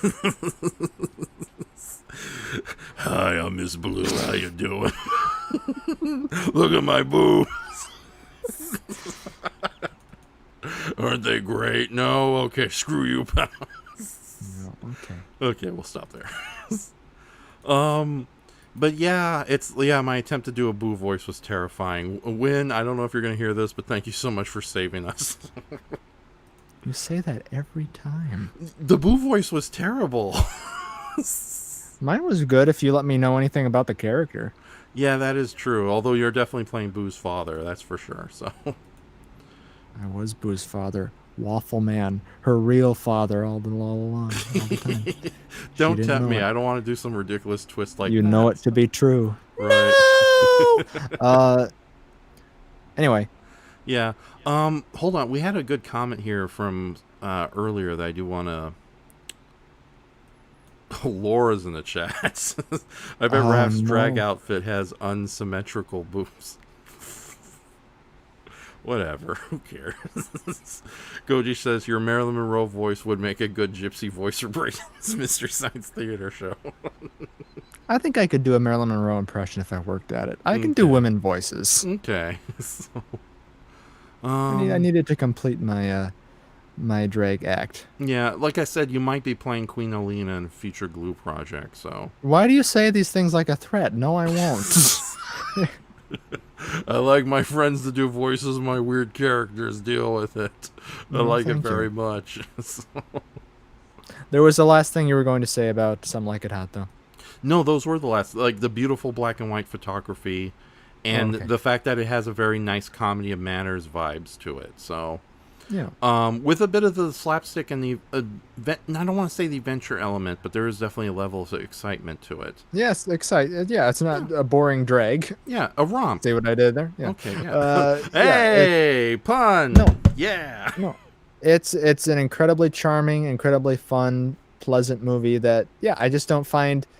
When I say that I think anybody would enjoy it, I just don't find anything objectionably, worthy of criticism about it, is what I'm saying. I think it's as perfect as a comedy that still holds up as anything. Yeah, it definitely does. So, now, okay, here's the comment I wanted to highlight. Goji says, I'd say 12 Angry Men and Shawshank Redemption are my favorite pure drama movies. And I've seen those two movies, so yeah, I would have to agree there. I think I like 12 Angry Men a little more than Shawshank Redemption, but what's your opinion? Well, I like 12 Angry Men a lot more than Shawshank Redemption. That's not to say that, Shawshank's not a bad movie, but those are two good dramas. I wouldn't know. I've been thinking of putting a list together of my favorite movies, but I get really hinky about ranking things. Yeah. So, because ranking movies are so like, and what I had the problem because when you and I were watching this, I did look up the AFI top 100 comedies list, and like, how do you, they're trying to movies are one movie compared to another one are trying to do different things. So how do you rank one above the other on a list? But I would say yes, both of those movies are good pure drama movies. But I don't know, I like dramas that have different elements to them, like I don't know, One Flew Over the Cuckoo's Nest. That's a favorite drama of mine. It's also a very, funny movie, and it's also a very sad movie. I think having a pure comedy or a pure drama, you need a little flavor in it. Yeah, which briefly, hold on, let me change the screen here. So, okay, main title card. Where are you? Oh, there you all the way at the bottom where I can't get to you. Yeah. That's cute. Because, yeah, I wanted to briefly mention The Apartment. That's a movie I'd rather revisit before we talk into length, although I think we can have a bit of a little just little conversation about it right now. Okay. The Apartment I've only seen once, and I think that was about a year ago. But yeah, that's a perfect example of a dramedy that doesn't sell out one side of the equation for the other. Because one thing I've noticed that with movies that are labeled dramedies, especially in the modern era, there might be like maybe a couple of funny scenes in the first act, and after that it just bulldozes into like incredibly terrifying results. It's like, oh yeah, at the beginning of this movie we're all having fun inside a car, and now your grandmother's dead. So well, The Apartment does kind of start like that. You think it's going to be could the setup is of a frivolous sort of sex romp or something with a scandalous sex romp premise, a scandalous premise of a guy pimping out his apartment for his bosses to have late night rendezvous while he proceeds up the social or the business ladder. But yeah, it sets you up for something that you think is just going to be silly. Then they introduce the topic of suicide, and yeah, it is a very heavy, gets into being a very heavy movie. Yeah, but the characters are so, I don't think there's ever been a better example of writing truly human characters than in that movie. And yes, it's really Shirley MacLaine's movie, and her character is so troubled but also so sympathetic, witty and sympathetic. And yeah, the telling off of Fred McMurray's character at the end by Baxter once he finally gets to the top and realizes this isn't what he wants. That's a great, I don't think there's ever been another movie that has better written characters than that film. And yeah, it's a movie that succeeds on all fronts of being both a very, a movie that taps into a very dark and depressing subject matter, while also being, it's a movie that I don't want to spoil myself so much with because I do love it so much. So right. I kind of make a habit of watching it maybe twice a year. Like especially around Christmas and New Year's, I think is the ideal time to make that your tradition. Like if It's a Wonderful Life is your Christmas tradition, make The Apartment your New Year's Eve tradition. It's not a bad idea to actually watch The Apartment for one of our live streams. I would love to do that for a New Year's Eve thing. I probably won't shut up though, so be prepared. Or I probably won't say anything because I don't like riffing movies that I love all that much. Yeah, I remember we did watch when we watched Some Like It Hot. I did record us for a little while, and just to get our first reaction. And thankfully, there were if you're into your first reaction. Yeah, my first reaction. Oh, here comes the ghost of Jack Lemmon. Come and join us on his speed buggy from hell. They all go to hell, and they all get speed buggies. That's the reason they go to hell. So hell's a poppin', Raph. Right. So that's another one you need to see. Yes, I really, really want to see it. I love Joe Dante. I love his more insane elements. So I would definitely love to see Hell's a Popping. So, but yeah, The Apartment is definitely, that's another thing about a lot of these older comedies you don't get with, like, bad comedies are movies that bad comedies are far more painful than bad dramas. Let's also put that out there. Right, exactly. So I don't think there's anything more hard to sit through than, and I don't mean this as a backhanded sort of criticism towards you or us, Raph, but something that's truly unfunny. Right. And that goes on for a long time is unless it does the U-turn of coming back around to being funny because it's so uncomfortable. It's just rare. Pitiful at a certain point. Yeah, yes. It's a very rare thing to see. So which is I don't think I'll ever forgive you for bringing up White Chicks. Not once, not twice, but I think 5 times tonight. No, at least 4 times. At least 4 times. Right. So, and you made it 5. So, but yeah. But anyway, yeah, I'm not a big fan of riffing on movies that I like. So if we do make that if we do make that an event, let's ask everybody to watch it beforehand. so that if we talk or just to watch it for themselves. Yes. So now, unfortunately, I am going to kind of take over the conversation a little bit here. Are you talking about Harold Lloyd? Yes. Okay, go ahead. Because at first I wanted to kind of segue into the Great Race, but then I realized no, I'd rather talk about Safety Last for a little bit because I literally just watched it before we started recording this, and I do have some thoughts about it. Unfortunately, as you mentioned, you're not that familiar with a lot of silent comedies, aren't you? No, I'm familiar with, Charlie Chaplin and Buster Keaton are really my only two, exposures to where I've seen most of their work. Mm-hmm. And I realize that's a very, they're very popular, and that's a very basic bitch answer to that question. But yes, I've really only seen their films. I haven't gone into Harold Lloyd's background all that much. I love Buster Keaton a lot more than I, gravitate towards Charlie Chaplin with stuff like The General. I love The General. Oh yeah, the General's a great movie. That's another one you can easily find if you know where to look. Yes, and I think that Buster Keaton and The Train will always go down as one of the greatest film rivalries of all time.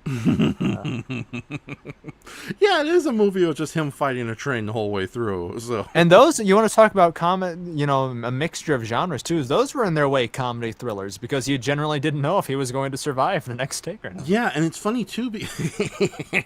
Okay, you're being a little funny too. Because the thing about The General is infamous. A lot of people actually thought that movie was in horrific taste when it came out. Because it is a comedy in the backdrop of the Civil War. And I guess everybody were little kids during the Civil War. Yeah, and well, all classics, you have to understand, are pretty, I think universally are seen in bad taste when they initially come out. They're ahead of their time. It's almost like reverse cult classic. So everyone sees it, they hate it, and then they love it. Yeah. Oh my goodness. So, and hold on. Oh, hey, check it out. Okay, I just found a version of Safety Last on Internet Archive that I'm going to share in the chat section. All right. Yeah, so, because, yeah, Is it the public domain? A lot of those, like The General, I know, and a lot of those silent films are easily accessible because they've been, saved and treasured and restored over time, and they're in the public domain. Oh, yeah. Safety Last is also available on... on HBO Max, and it's a very beautiful copy from Criterion itself. It's a silent movie, but you'd swear it was like made yesterday. That's how clear it is. This archive version, it's not cut. It's definitely the hour and 13-minute length. But let me see what the quality looks like. Oh no, it's 3 pixels. Ah, darn it. Dancing back and forth. Oh man, I think that's a clock. Yeah, it's like an Atari game. Harold Lloyd, the Atari game. Ah, he fell off the clock into a pit. No, again. I kind of wasn't being funny about you don't know if he'll survive, because those were what we mentioned earlier about the train. Like, how you're gonna be afraid of a train crashing into this theater, honestly. But no, Buster Keaton and Harold Lloyd from what I've seen of Harold Lloyd, which are only in compilation clips and montages and stuff, they put their lives out on the line for this new emerging art form. Yes. So they were in their way. Yeah, they were comedy thrillers and sometimes special effects, pictures with like that famous scene from Safety Last. He's on top of a rooftop. Then a lot of that famous shot is a product of perspective. Yes, because so Safety Last. I'm going to quickly mention, I have the Criterion DVD of Safety Last. That's how much I love this movie. Sadly, I'm not that familiar with Harold Lloyd's other works, but I ended up loving this movie so much I immediately got the Safety Last Blu-ray. I think it was a DVD, though. Similar to your feelings on The In-Laws. Yes, The In-Laws. Yeah, The In-Laws. I fell in love with that movie so much. We'll talk about... Actually, that would be... I think, if you guys want to join us for an In-Law live watch, I'd be up for doing that soon. Why don't we just do this as the Twitch series? Yeah, exactly. So, but yeah, the funny thing about Safety Last is he does a lot of his own stunts. But yeah, the famous scene with the clock was actually a very elaborate set perspective shot, because forced perspective. Yeah, forced perspective, because he basically built a small building set that he could hang off on and climb on the roof overlooking Californian streets. I believe it's California. I might be mistaken there. And it's not 100% perfect, because you can tell in order to get higher and higher they had to move to different buildings, so the background looks completely different to what it was before. So it's like before it's like, oh, a simple street with a billboard, and now the street has buildings. I know you're supposed to be getting higher and higher, but the effect doesn't completely work. But it is a very well done building set that he's hanging off on, that you can actually believe it to be a real building, with maybe the exception of the what do they call the when you're climbing rocks indoors? Like rock, like the rock climbing. What are you talking about? Oh, you know, when you're doing like rock climbing on a mountain, but they have like a makeshift version of it indoors in an exercise room or something. I think you just call it a rock rock climbing wall. Yeah, something like that. Basically, it was a 1920s version of it, but done for comedy and stunt sake. But it's really well done, and the plot of Safety Last. It's funny. It's that's one of the things about like the old timey silent films. Like they'll take very simple situations and then kind of extrapolate or exaggerate them as they go. Because Harold Lloyd basically plays a character, and brace yourself, Brayton. This is an incredible character name they decided for this character. Harold Lloyd is playing Harold Lloyd. Oh my God. Yes. So, well, yeah. I mean, to be fair, who could do it better? Yes, exactly. So no, it's almost like the Jackie Chan situation. It's like they just name all his characters Jackie, because who's going to remember his character's name? Yeah. But yeah, Harold Lloyd is basically an employee at this 1920s mall, basically working in the fabric section, so to speak. And he's kind of working away from his girlfriend, who's in another state. And of course, it's one of those unfortunate things where he's telling her by letter and through various gifts he's barely able to afford, that he's actually the manager of that department. Mm-hmm.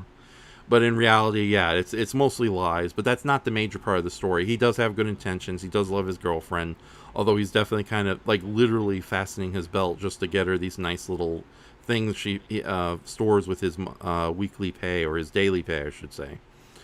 So she eventually ends up coming to live with him at his store, and he's able to keep up the lie in a very clever sequence where he pretends he's the store manager, and he does various things to try and convince people. And while I know in real life this would never work out, it's actually very clever. And that's the thing about Safety Last I love a lot.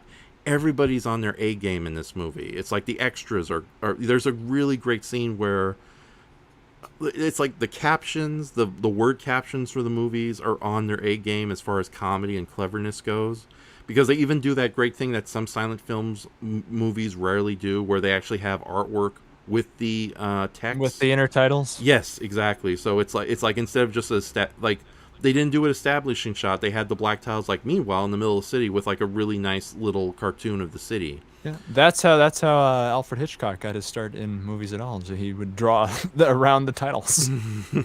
Don't that's talk little, about that was Alfred Hitchcock. It's a comedy stream. Well, no, that's an interesting bit of trivia. That's absolutely true. That's what what you're talking about right now. That's how he got his break in movies. No wonder we never really seen him use his hands, so he probably got tired at that point of writing or doing anything. Well, no, he storyboarded every single movie he did after that by himself. Okay, good for him. So anyway, that's a stream for October. Anyway, yes, we got some horror movie streams in plan. So, but yeah, so when he finds an opportunity, he has a best friend who works at like in construction, I think, or not engineering, like a factory job basically.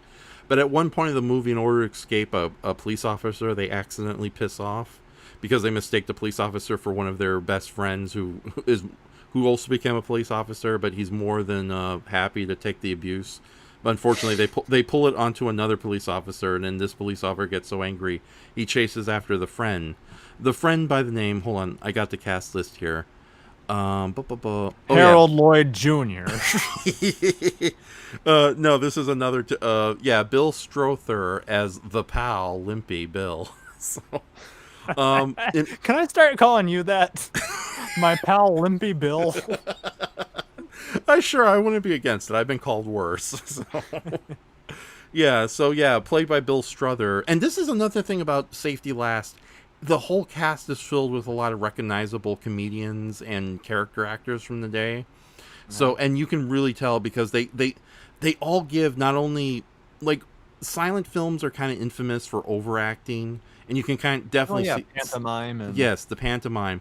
But here, it's a good mix between honest to goodness acting that's trying to get the visual detail of what these characters are saying and thinking to the audience, along with a little bit of that exaggerated pantomime. So it's actually generally good acting from almost every character in this movie, with some minor bit parts here and there. So much so that it's one of the few silent movies where you can actually read the lips and have a good idea what the conversation is going on. Because that's the thing about, like, a lot of silent movies. Instead of having a black card every second to explain everything, they only keep the black card for the more important bits. So hence, when a character has to kind of inform another character something we just saw, they do a little bit of a body language with the hands. Oh, it's it's all it's all visual. It's yes. But Safety Last... It's pure cinema, you know? Yeah, pure... Everything is visual. Indeed. But I think Safety Last does an even better job at it. Granted, though, being a silent movie, there is that unfortunate situation where you have to actually pay attention to what's going on. And I think that might... Oh, I hate that. Yeah, and I think that might not work for a lot of I want to play with my phone and twiddle my dick while I listen to ragtime on the soundtrack. Yeah, exactly. So that's why those spinners were so popular for a few years. It's just like twiddling my your dick. fidget spinner. Fidget? More like digit? Oh, yeah, whatever. Yeah. But yeah, no, it's like a really good silent film that only conveys a lot of information, but a lot of good performances from the various characters, including Harold Lloyd himself. But there's also a lot of really neat and funny gags. Some of them are a little outrageous, silly gags. Like, there's a point where Harold Lloyd, he sees his girlfriend, but he wants to make sure his hair is okay, so he quickly looks into the bald head of a customer. And there's like a very, like a wonderfully brief shot where it's like they superimpose his reflection on his bald head. And it's very clever how it's done. And it's not, you want to kind of compare it to like the old Warner Brothers, Splindy Leg, noodle-armed black and white cartoons of old, and it definitely does share some of that humor, especially with some of the dialogue. Well, that's gags. where the Chuck Jones and all of them were inspired directly by Buster Keaton and Harold Lloyd. Yeah, and with that says, I have to admit, Harold Lloyd's character in here as like the everyday gentleman, I think is the best way to describe him, at least for my limited vocabulary. I wouldn't be surprised if he turned out to be like one of the inspirations for Clark Kent of Superman fame. So granted, Clark Kent is more of a Chad compared to Harold Lloyd. So, but yeah, it's like there's like various moments where his like heroic intelligence comes through when trying to hide a secret, so to speak. And it's kind of similar to like some of the funnier bits you get in Superman media, where Clark Kent has to hide the fact that he's Superman, and he's like deliberately pretends to be clumsy in order to save somebody from falling down a flight of stairs, so to speak. So, but yeah, it's a very good movie. I highly recommend it. There are various versions released. Even Wikipedia sends you to a public domain version of it. So, holy shit, on their Wikipedia page too. But yeah, Harold Lloyd, his girlfriend comes to live with him, played by Mildred Davis, and unfortunately, I think the name of the character is simply the girl, but he's known as the boy. And they overhear from the general manager of the store that they're desperate for advertising. They're desperate for views, so to speak. So they wanted some kind of big event, and Harold Lloyd walks in and says, I have a friend, pal, Limpy Bill, who can... I've seen him walk up a 6-story building for $1,000, and like $1,000 was a lot back then. He can climb the building of this department store, and you can get all sorts of advertisements and also a lot of people to come in and get interest for the store. And the general manager agrees to it. And I think the main reason Harold Lloyd is, setting this up is because, he wants some major money for him and his girlfriend because they decided to get married the next day, or on the day in which this stunt is supposed to be happening. Unfortunately, the Law, which is the name of the character of the cop, played by Noah Young, and Noah Young is one of those character actors who does comedy, and he's not exactly Lon Chaney Jr., but when he wants to play somebody silly, he can do a silly character. When he wants to play something disturbing or opposing, he can actually... It's like, what is it? He looks like Matt... Oh, darn it. What's the name of that young Jewish actor? Matt Braff? he has he has an annoying voice like this. I don't know, but Are you talking about me? yeah, no, not you. No, you got a decent voice. But yeah, he looks like a big burly version of Matt Graff. Damn it, I don't know what his name of the actor is. I'm thinking of, but he does a good job playing this like really this frustrated police officer who just wants to get Limpy Bill into jail for like causing him a trip earlier. So at the day of the stunt, Harold Lloyd is waiting. Like Harold Lloyd and his pal come to do the stunt, but unfortunately, there's the cop. The plan is that Harold Lloyd would have to climb the first story or two, and then he would switch out with his friend while his friend tries to ditch the cop and lose him inside the building. Unfortunately, that doesn't work, and that's when we get to the big third act climax of the movie, where Harold Lloyd is forced to climb the whole building. And having rewatched it this time with more focus, if you are afraid of, if you are terrified of heights, yeah, this movie would definitely trigger something. Because, yeah, it's like I knew the behind the scenes of this whole movie.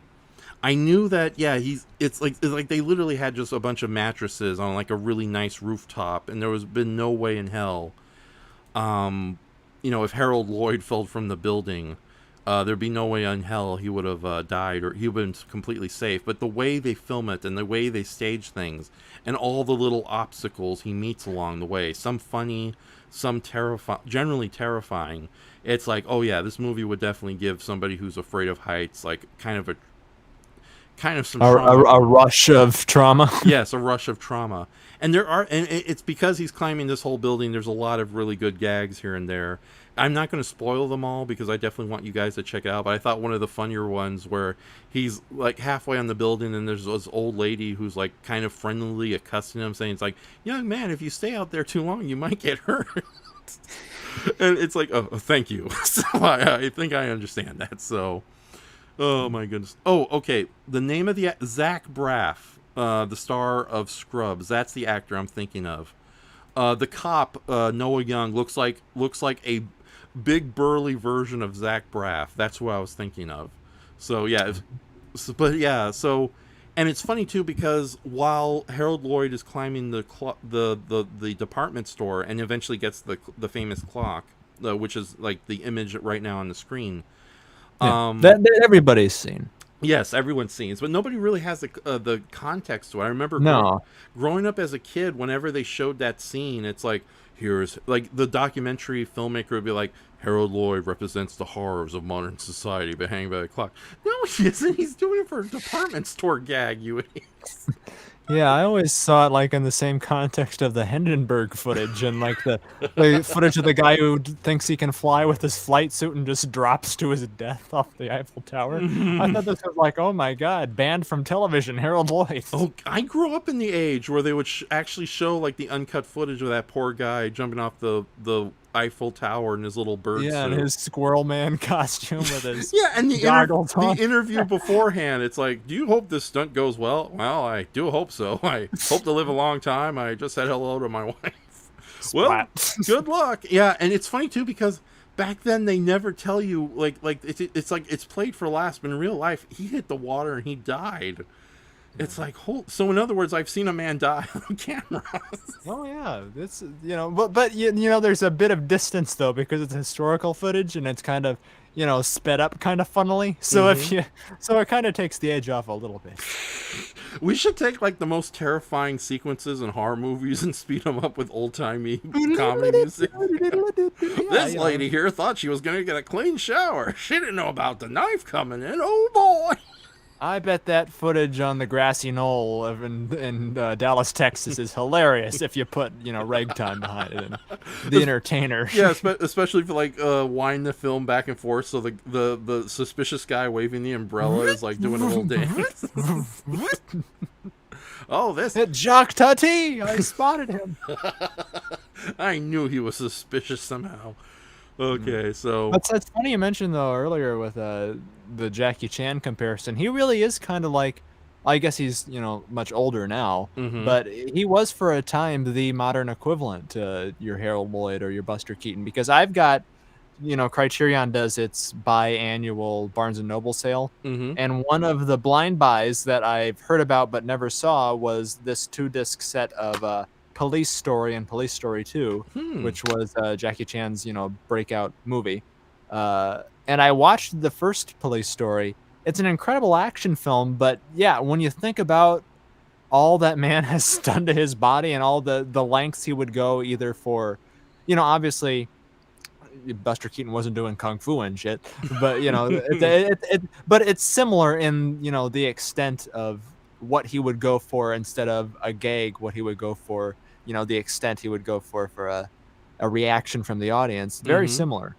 Yes, yeah. Also, to use your wits and your physical capabilities to fight off bad guys or Yeah. or disasters. And he would, often incorporating comedy into the fight scenes. Oh yeah, it was free on YouTube last month, not anymore. But I decided to revisit Mr. Nice Guy, the Jackie Chan comedy he filmed in Australia, and it didn't hold up as much as I remember it from a kid. But there are some generally great fight scenes and some really good comedic stuff, especially since it was a film directed by Sumo Hong, and he's always good at spreading the humor around with all the various characters. And spreading the peanut butter on his sandwiches. Sumo Hong isn't that fat. You're a big boy. But Yes. but Yeah. yeah, I hate to say that, and that's kind of, that was still in the cool phrase, but or in the cool phase, but I hate to say, and I'm embarrassed to say that I was exposed to, I grew up in the era of post Rush Hour middle-aged comedy Jackie Chan, Yeah. not in cool badass stunt work Jackie Chan. Mm-hmm. So yeah, seeing these early movies is kind of a revelation to me because, I honestly, I'm not a really big martial arts movie fan, but Yeah. something like this is a whole nother level than, your typical Bruceploitation film. And with that said, though, Harold Lloyd, yeah, he did a lot of his own stunts with his stuff, but like I said, there was a good mix of some generally clever special effects, live special effects too. Whereas Buster Keaton, he probably did have some mechanical props and effects to do, but for the most part, that's him, going through and dealing with all these things. And I think I'm a little more impressed watching Buster Keaton than I am Jackie Chan. Because it's amazing, like the general, there's that great scene where he literally throws a log while riding the train in order to change the direction of the train. And it's like maybe there's some sort of like they wired it to work that way, but it's delivered on camera so well you think he literally just threw a log to change the position of the train. So no, Safety Last is very good. And there were a lot less stunt supervisors back in those days too. So that makes the element of danger was a lot higher back in the pioneer times. Yeah, it's like Harold Lloyd, infamously, I don't know if it was an accident on his part or someone else did it, but he actually lost two of his fingers because of an accident with a dynamite. I wouldn't be surprised. Yeah. So, and it's weird. He's hanging from the clock, but it's like you wouldn't even recognize the fact that he has some fake fingers there. So, sounds like you're calling him Jackie Chang, Raph. Okay. Goji said it, not me. Yes. Okay. That's all right. You do call him Jackie Chang repeatedly.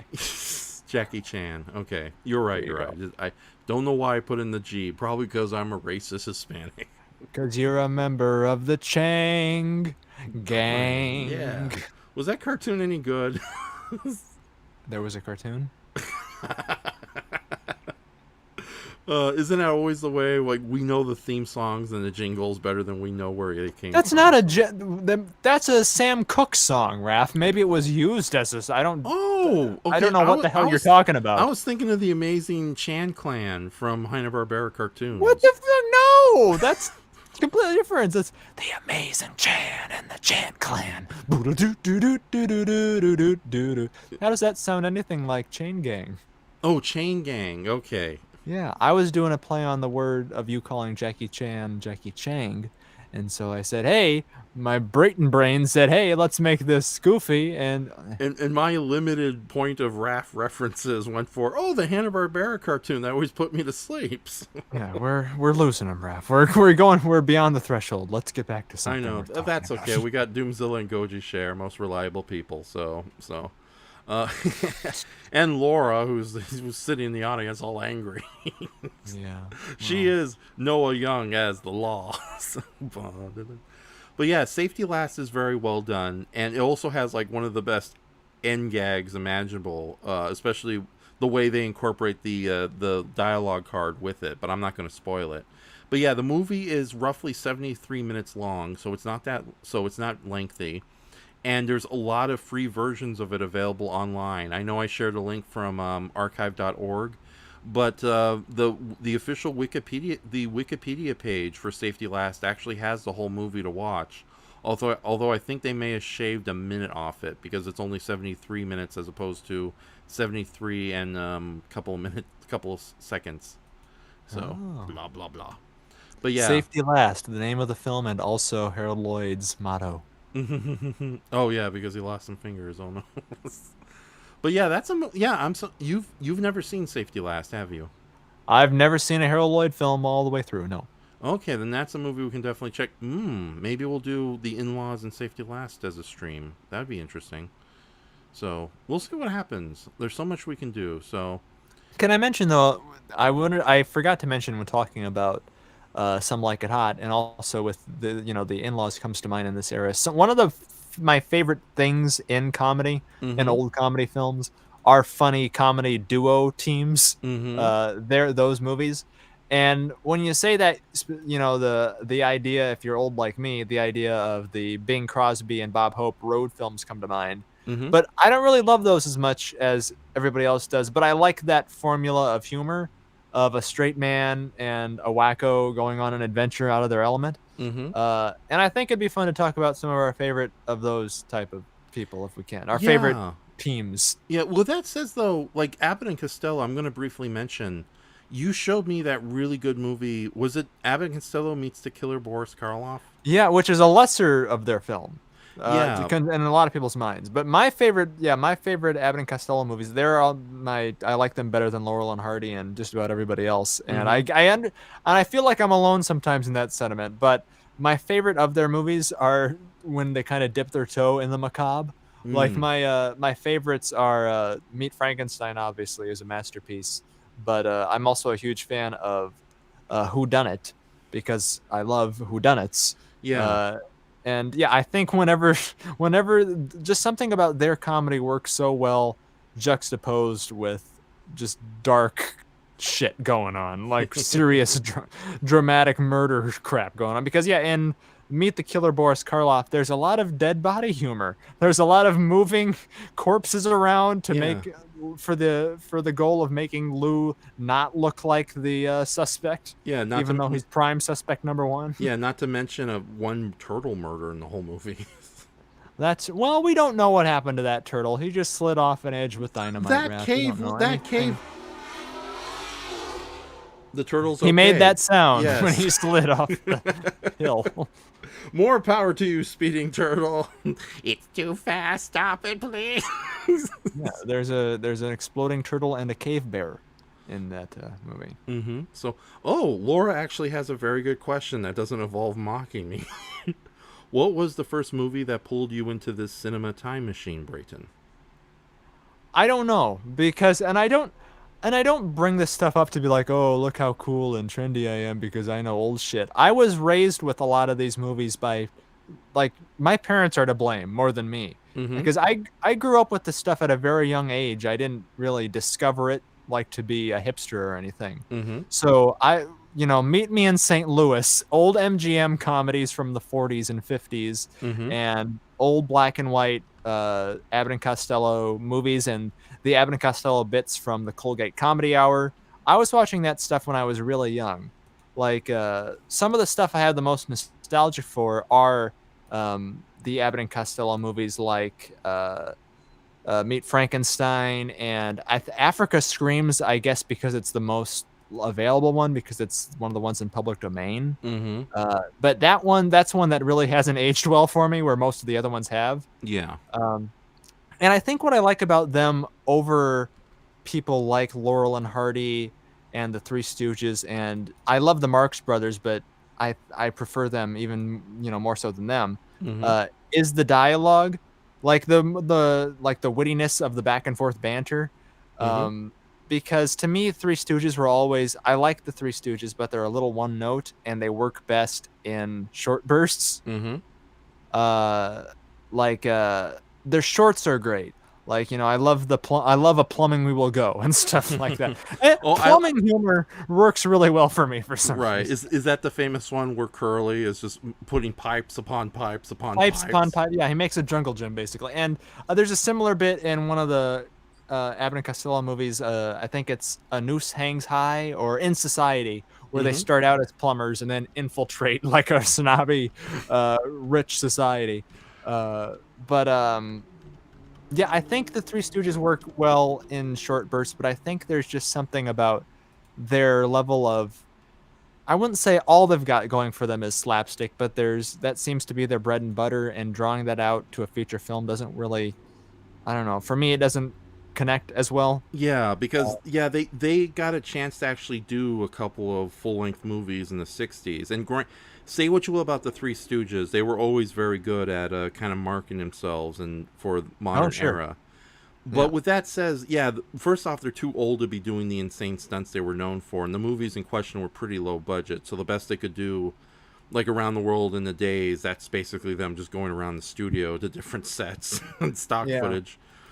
Granted, they kind of make their movies a little more unique by adding more bizarre science fiction fantasy elements. Like Have Rocket Will Travel is probably the best of their fantasy comedies. The thing I've always loved about them, and with Abbott and Costello, don't you love the amount of profession, even though I understand they're playing technically different characters in each film, don't you love the amount of like lines of work and professions they're able to garner for themselves? Oh my god, that's one of the things. They're qualified literally for everything. No, that's what I love about with the Three Stooges, and to a lesser extent the old black and white Popeye cartoons. I love that the writers and the actors and the producers were self-aware. So it's like when the screen opens, and it's like all of a sudden the Three Stooges are doctors, or all of a sudden Popeye and Bluto are professional artists. Like they know how stupid and ridiculous it is, but it's like they let the audience know they're in on the joke. Or carnival barkers next week. Yes, exactly. And the next week they're Alibaba and Aladdin. Yeah, and I think it works a lot better than when people try to kind of recapture that weird formula again with modern comedy. Like I know Animaniacs did that all the time, but it just felt more jarring. Whereas with those old timey shorts, and even Abbott Costello to a very good extent, it actually works beautifully.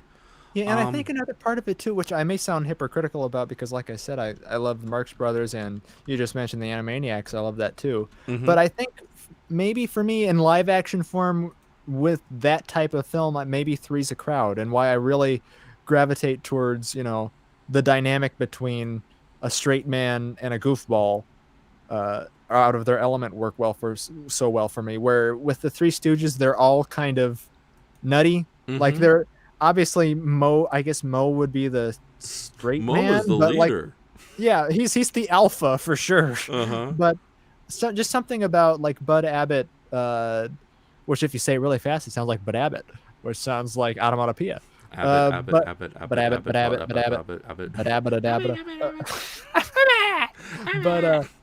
Yeah, what I love about him and Lou's dynamic is that he is literally the cause for every moment of stress in Lou Costello's life in every single film that they're in. Like he's always getting him into trouble, and you think I should do that? It says, "Oh, why certainly, go ahead. I know I would." And then like twiddling his thumbs and rolling his eyes as the bad things happen to poor Costello. I just think there's something magical about a two-man group as opposed to three people and they're all goofy.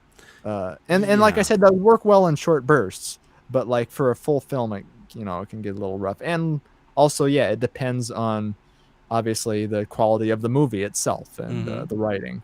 The thing about, it's funny, I don't mind it when everybody's being a little on the silly side. But Yeah. the thing is, I don't like it when the straight man is 100% straight to the point where it's like, why do we even need this white blanket? Let's just get rid of him and stay with the funny people. But Yeah. but Abbott and Costello, I told you this after we watched the Boris Karloff movie. The great thing about Abbott is that he's a funny straight man. Yeah, he's the more serious of the two, but he's very hilarious in the way he gets upset at poor Costello. I've heard friends of mine, colleagues of mine that are around the same age, who I've shown some of these to and have actually, on the rare occasion taken to them, compare their dynamic to SpongeBob and Squidward, and I guess you can kind of see that comparison. Like there's that one great episode of SpongeBob where they're pizza delivery men, and that episode basically plays out like your typical Abbott and Costello movie going on this adventure, where when you're a little kid, you like SpongeBob and you relate to SpongeBob in the same way you would relate to Lou Costello. But as you grow up and watch these movies, as I rewatch them at a semi older age with fresher eyes, I really do find Bud Abbott in his way to be absolutely hilarious in this completely other sort of cynical way. Yeah. It's funny you should mention that because it's like the relationship between Abbott and Costello is like an older brother who's forced to adopt and raise his younger brother. And it's funny now that you mention it. Yeah, if Squidward was in a weird position where he had to adopt and raise SpongeBob as his own, it'd be Abbott Costello. So yeah, he gets very annoyed with him, but when there's moments of true peril, he's by his side. And when he thinks that he gets run over by a train or something, he has a moment of, oh no, he was such a young good boy. And then when he finds out that he walks out from behind a bush, you stupid little. Yeah, there were great moments like, oh, he's gone. Oh, I should have been nicer to him. Oh, you're alive? Yeah, how dare you scare me like that? Yeah. So, just to quickly, Goji Shea, like paging Dr. Howard, Dr. Fine, Dr. Howard. Dr. Fine, Dr. Howard. Yeah, I think that's probably one of my all-time favorite Three Stooges shorts is when they're just three doctors and just pure pandemonium in the whole hospital. But that's what I'm saying about they are qualified for literally every position in America. I want to see a post-apocalyptic like Planet of the Apes where they all evolve from the Stooges. Doing everything. I want to see a Three Stooges short where they're gynecologists. No.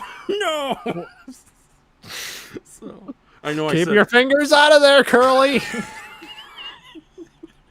Just cut to the boys in a cave with flashlights. Like, how bad is this? Okay. Why am I hearing goofy sound effects come from that area? Okay, I think we should stop it. Hey, no. Just imagine that kind of, hysteria. Yeah, so, and also to quickly note, Laura Fitkin says, I had Africa Screams on VHS and watched it on repeat as a child. Laura, I know you're not, it's too late to bring you in as a guest tonight. But yeah, let us know what you thought of Africa Screams and why that movie was appealing to you. Yeah, I liked them all as kids, and Africa Screams and Jack and the Beanstalk are their two public domain movies. And so, yeah, you could find, dollar stores and stuff, like in the bargain bin, I think is where I got my old VHS copy of Africa Screams. But I found it all hilarious, and that one is funny. With a surprise giant King Kong at the end. Yes, the orangutan gargantuan. Gargantuous something or another, which is just, it's just a really badly framed shot. And what I love about that too is Lou Costello's reaction to it. He has like a completely straight face, but his eyebrows are animated and they kind of flutter, and then he runs away. So no, they were great as a duo. What eventually caused them to break up, though? Because we can't rely on that biography movie to save the life of us. Oh my God, Bud and Lou with Harvey Korman and Buddy Hackett. Buddy Hackett, yes. The biggest crime. Yeah, it's good casting, but oh my God, from the clips you showed me, that movie looks... Buddy Hackett is good. Here's the thing, though, what I find most interesting about... I love the movie Stan and... What's it? Stan and Oliver is the name of the movie, or I can't remember. Stan and Ollie, yes. Yeah.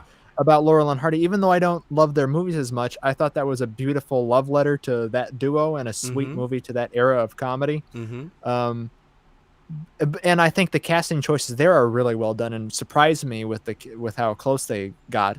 but that's what it's so unique. Like, I don't think you can find. I don't think they're easily duplicable. Like, you can duplicate Bud Abbott and Lou Costello. Like, you can't really think outside of Buddy Hackett maybe at that time. I don't think Harvey Korman's a good fit for Abbott, but I can't really think of a single actor who would even come close to that, like looking like them and capturing the manic energy. Yes. Like, so when you have such a vivid image of the person in your mind, it's kind of hard to duplicate that. But yeah, that movie got so much wrong and is so melodramatic and looks like it was filmed for $5. But what caused them to break up was they were having, it all comes back to money, disputes over money, and like I don't know if you know the true story of how Abbott's life ended, but they were in so much debt to the milkshake.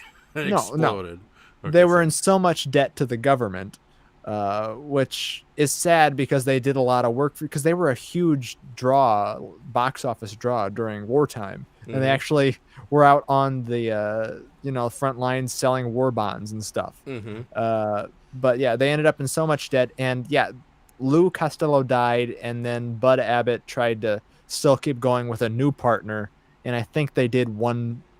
Not even a film together, but like one TV thing before he realized there's no replacing Lou Costello. And it's a pretty sad end to a story. I don't know how you would fictionalize it to put a happy spin on it.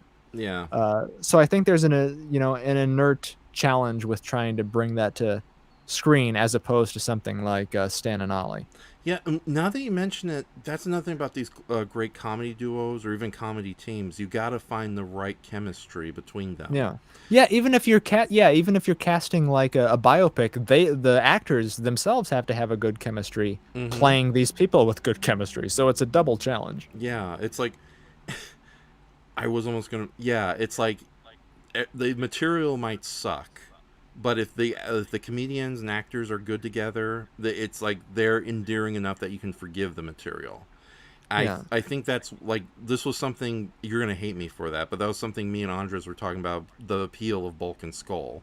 Like, they did not have, minus some minor bits here and there, I think it was the actors, Paul and Jason Narvi. Were you going to say Paul Schrader? Yes, I was. The screenwriter of Taxi Driver? Yeah, he battled Count Kaleidoscope in that one episode. So, yeah, those two, like they have really good chemistry, and it really shows in both the episodes, but also when you just see them talking and hanging out together at the Power Morphicon convention. And it's like, yeah, their material minus some funny bits here and there, some generally like profound bits where they play Spartacus and actually save the Rangers at the end of the world in one series. It's like their chemistry is what kept those two characters at all interesting, but the material sucked. And are there any good comedy duos these days? It's like, or you think that's pretty much gone? I don't know. I think I don't know, because I don't watch many current comedies, so I don't know. But I don't know if there's like anyone who's even maybe people in the audience can tell us. Like Key and Peele, I guess they haven't really been in a movie together though, have they, as a duo? There was Keanu, a movie where they're trying to save this adorable kitten from some violent mobsters. From Keanu Reeves? Yeah, no. Well, Keanu Reeves is a giant kitten turned into man form, but but yeah, I've heard a lot of good things about that movie, and I know they're supposed to be playing the demons Wendell and Wild in that upcoming stop motion film. And they had a bit part in Fargo. So yeah, Fargo. Although their characters were definitely played more surrealist Shakespearean tragedy, like which really suits them. Yeah, it fits them pretty well actually. Oh, Goji Shay, good point. Simon Pegg and Nick Frost. Oh sure, well there you go. Yeah, I love those two, and the fact that they were well liked enough that they were allowed to get to do the movie Paul. Like Paul is well that goes back to what you were saying, not great material, but their chemistry kind of elevates it. Exactly. So and yeah, I'll come clean. A lot of the Abbott and Costello movies, faults lie within the script, the story's not being very good. A lot of the early ones, this is going to sound really hypocritical of me, Raph, so hold on to your seats. I'm holding on to my seat and my hat.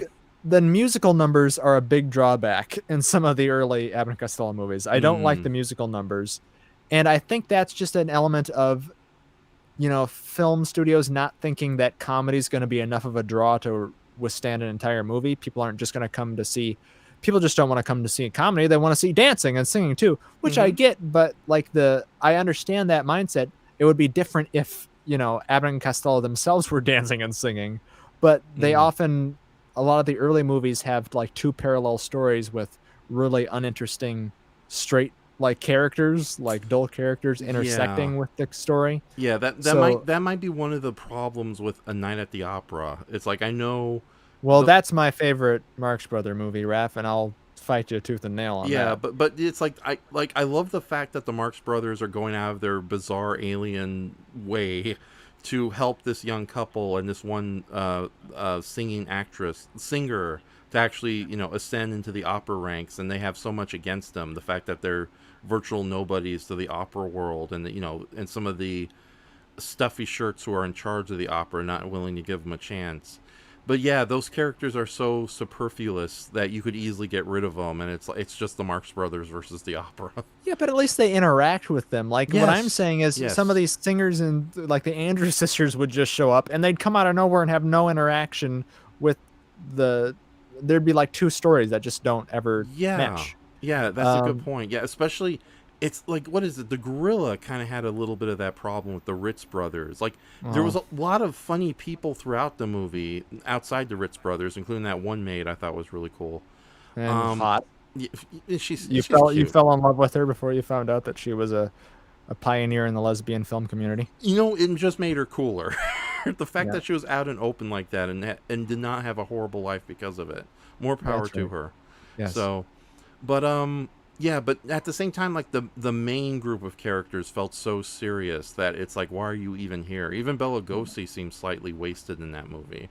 So. I thought he was fun doing kung fu and judo and stuff. Well, that is okay. I totally forgot. Yeah, it's like every once in a while Bela Lugosi gets like just kick ass when people try to. But what I don't like about them is similar to what I don't like about the Three Stooges, in that they're all of them are nutty, that they don't really have distinct enough personalities for me. And what I think why, to various degrees of success, obviously, they've been able to do multiple versions of the Three Stooges with other actors playing them, is because those were a lot more caricatured, I think, than Abbott and Costello or even the Marx Brothers. It was like you could have new actors step into the character of Curly or the character of Mo. Obviously, they won't be anywhere near as good, but it's just so loony and so out there. It's really a departure from a human being at a certain point. They're cartoons. Yes. But also, Shay asked me what I thought of Abbott and Costello Go to Mars.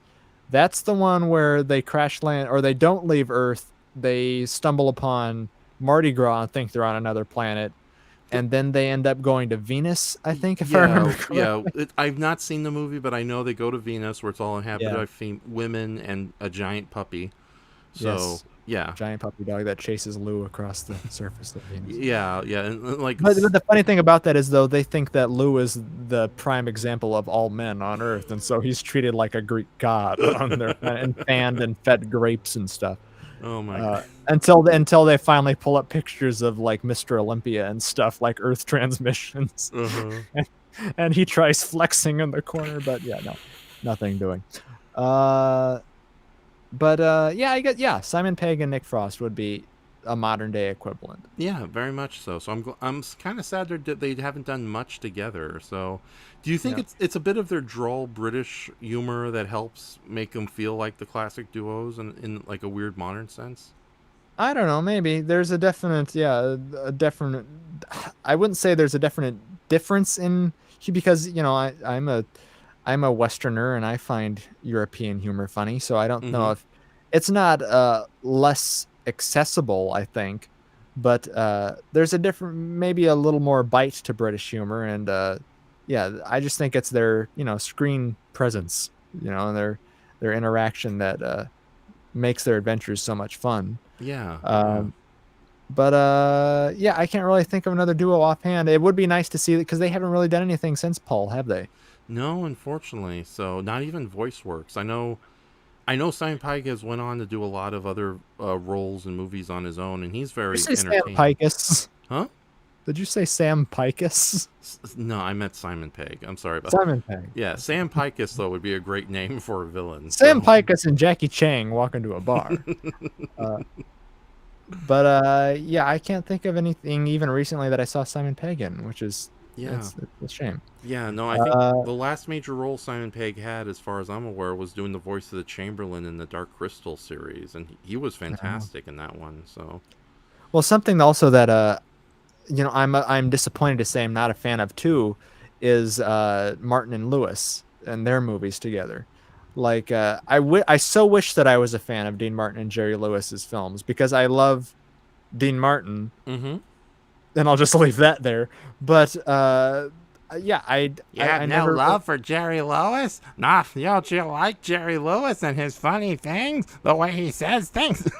There's one Jerry Lewis movie that I got a kick out of just on a sheer technical aspect, which is it's an early not the bellhop, but it's an early comedy where it's like they built like 100-foot tall dollhouse. Like it's a masterpiece of stage design where everything's filmed kind of flat, but it's all like different stories of this one house filmed, and it's like one huge set. But I can't remember the name of it offhand. But yeah, not a huge Jerry Lewis fan comedy wise. I like him in King of Comedy, but that's a serious role.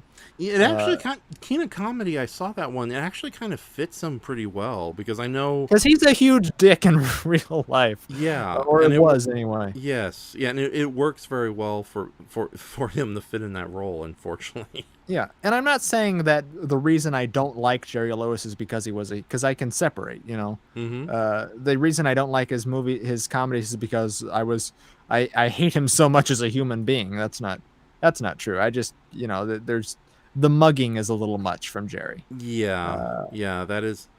I've never seen the original Nutty Professor, so I can't speak to that. But I tried rewatching the Nutty Professor. It was free on YouTube, and it's other than some funny bits here and there, it's kind of a boring movie. It's one of those comedies where once we get to the main bulk of the point, like it's a funny opening, but then it's like the second act and the third act are pretty mild and not that funny because we're spending more time with not Buddy Love, I think is the name of the character, his alter ego. That's his smooth.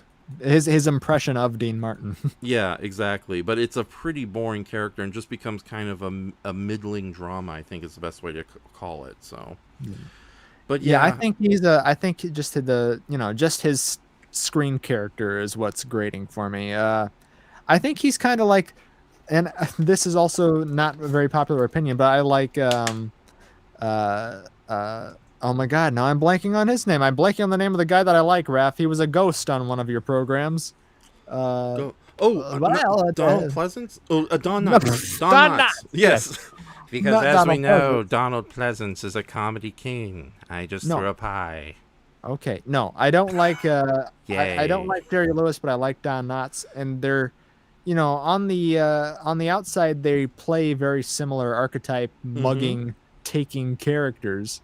Who their sole purpose is to go wide-eyed at goofy stuff, but Don Knotts is just so much more endearing to me. Yes, and down to earth and homely that I get behind him and the Ghost of Mr. Chicken, but not Jerry Lewis and anything else. I would like to revisit the Ghost of Mr. Chicken, and it's funny I've never, other than it's a product of its time. Yeah, but as long as it's not as insultingly dumb like Beach Blanket Bingo, I think we'll be okay. No. It's not insultingly racist or anything, so I don't want people to think that's what I mean as being a product. But Don Knotts is someone maybe who could have used a straight man. Maybe like there's that one movie Private Eyes, but I think he could have benefited from Andy Griffith being in some movies with him. Yeah. As a duo. Yeah, he almost kind of gets a straight man in The Incredible Mr. Limpet. But that's a weird one. I have to rewatch The Incredible Mr. Limpet because I remember it's a lot better than its reputation gives it. So all right then. The Incredible Mr. Limpy or whatever that guy's name was from Safety Last. Bill Limpy Bill. Yeah, The Incredible Bill Limpy.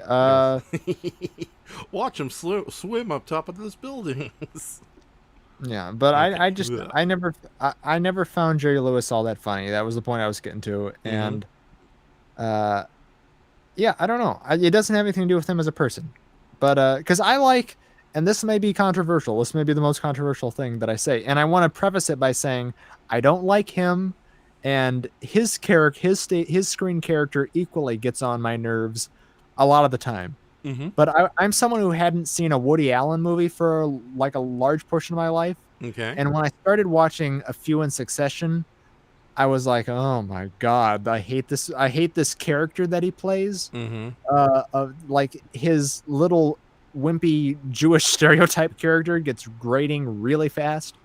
But I will give the devil his due in saying he's made some movies that I think are really funny and I like a lot. Uh-huh. Like I love his movie mainly because of Martin Landau, though, Crimes and Misdemeanors. Mm-hmm. And there's a movie that he is in that he teams up with Diane Keaton called Manhattan Murder Mystery, which is they live in a Manhattan apartment and their very kindly neighbor they suspect offed his wife. And so he mainly Diane Keaton spurs this, it's kind of plays like an Abbott and Costello movie where she spurs this amateur detective work and he gets roped into it. Mm-hmm. And there's funny interplay there.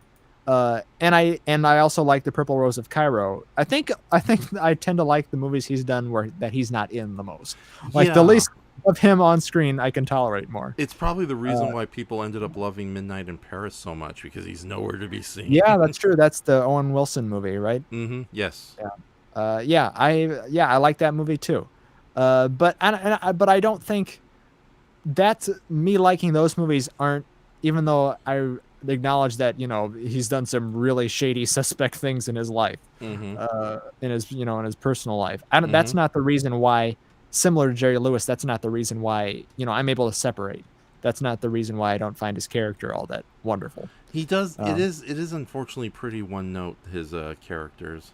Yeah. So, I don't like being here. Everything's gone terribly wrong. There's I need an ambient the size of size of a hockey puck.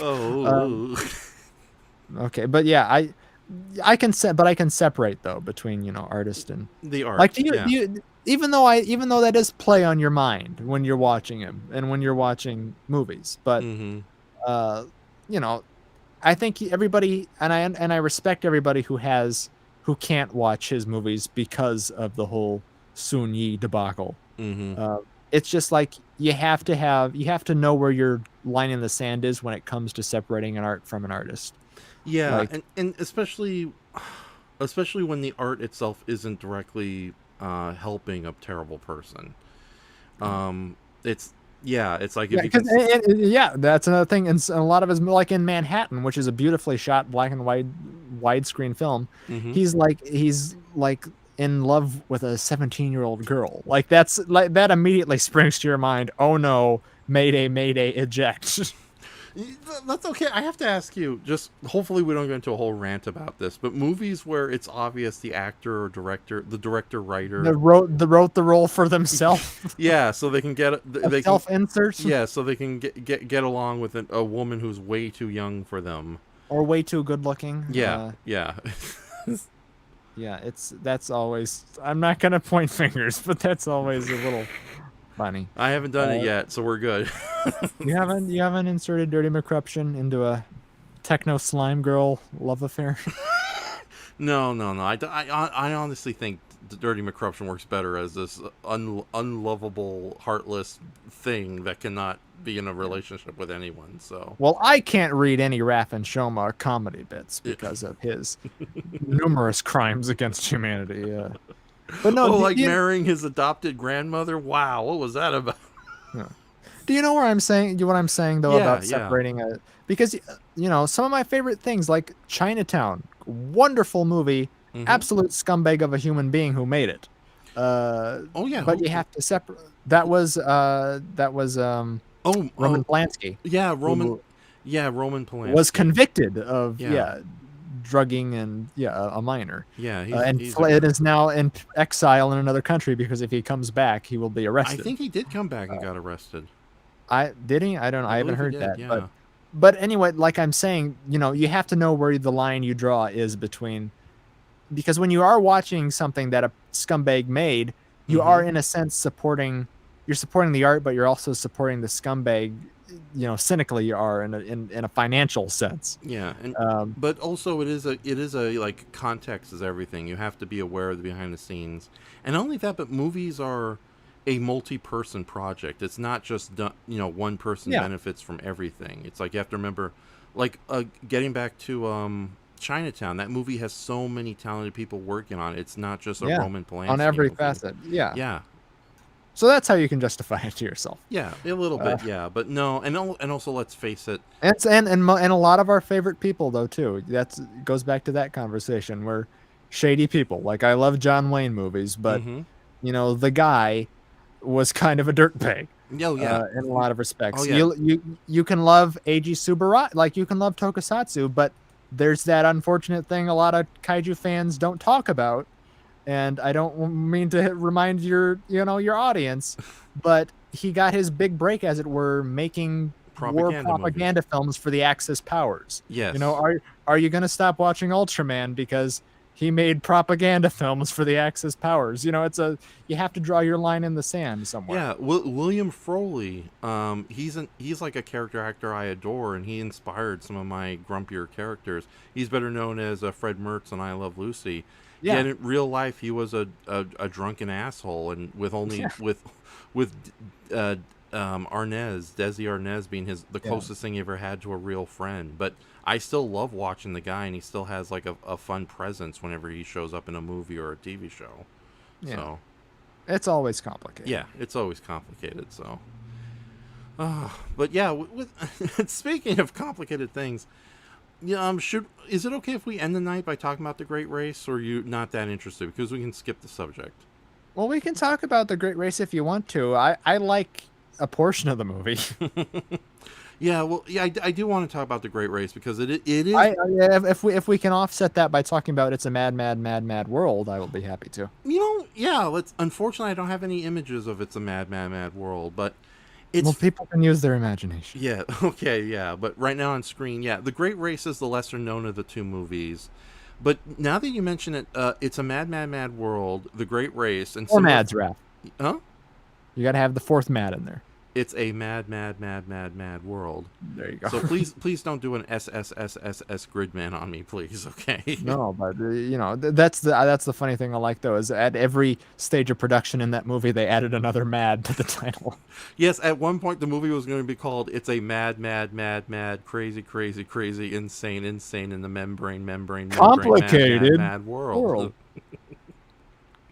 So, but yeah. Ooh, baby, it's a mad, mad, mad, mad world. Hey, you only did 3 Mads. Bad, Brayton, bad. I did 4, didn't I? I was counting on my fingers. I think it seemed like 3. It's a mad, mad, mad, mad world. Okay. That's 4. So you've been practicing with your Mad, Mad, Mad, Mad, Mad World title, haven't you? I have to get it right. Yeah, but no, that movie, The Great Race, those magnificent men in their flying machine, currently free on Around the World in 80 Days. Around the World in 80 Days. A lot of those movies even some of the Pink Panther movies too. I think we can kind of throw into that level. They're a part of a rare subgenre that you don't see anymore, the epic comedy. And granted, this was sort of a byproduct of the 50s and more so the 60s and the kind of dying Hollywood system, where you needed a big release, a roadshow release, as they would say, like, it would open in various areas before it comes to all theaters. Movies were a lot more special back then. Yeah, because people tend to forget a lot of movie theaters were treated. We live in a blissful time of immediate access to everything. Uh-huh. So everybody takes everything for granted. Yeah, not only that, but yeah, movie theaters are a shadow of what they used to be, because back then, going to the movies was considered an event, and movie theaters would always have multiple programming, whether it be from the big studios or like just various double features, short film subjects, and not only that, but some movie theaters used to be open 24 hours a day, as opposed to a day where they just limited operations. But yeah, and not to mention, like, I don't know, if we went back in time and went to like the Rockefeller Center, to its movie theater, Do you think there'd be? I don't think if I could take the money that I have now back then, because if we're adjusting for inflation, I could afford to go in. But Yes, we could afford to buy the damn theater. yeah, And it's like you and me go to New York. It's like we're waving our ancient big doubles. spenders. Yes. We can do $9. Yes. $9 indeed. With $10, I can get a hand job from Truman.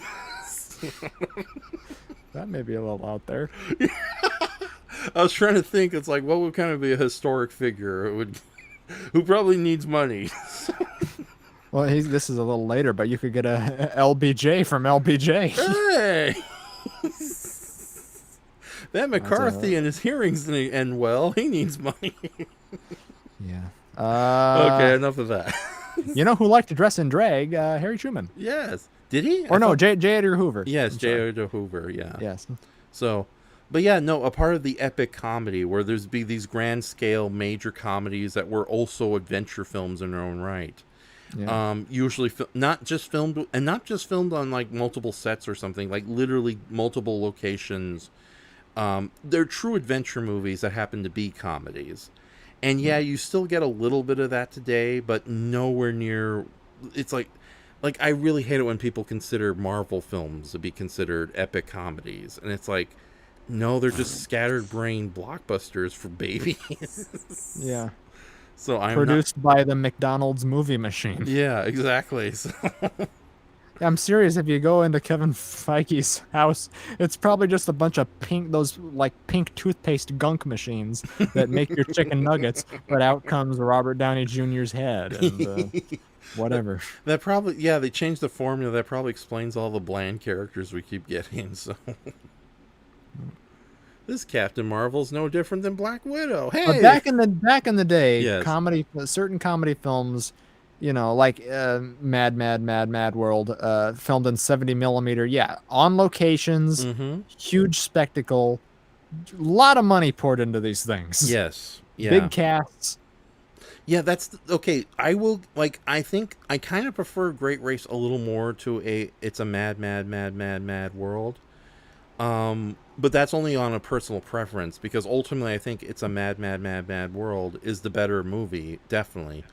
And one of the things that make it a better movie is it's an embarrassment of riches in the number of comedic actors of the day, and even comedic actors of the heyday.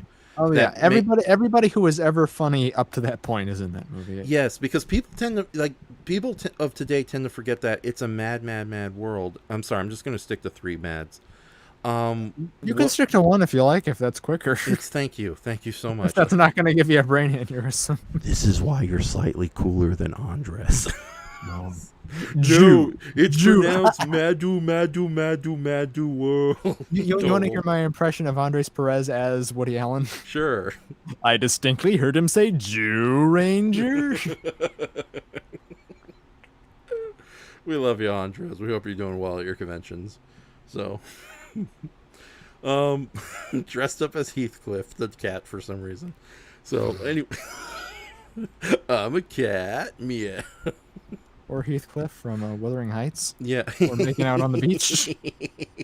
That's From Here to Eternity. That's, yeah. Wrong thing.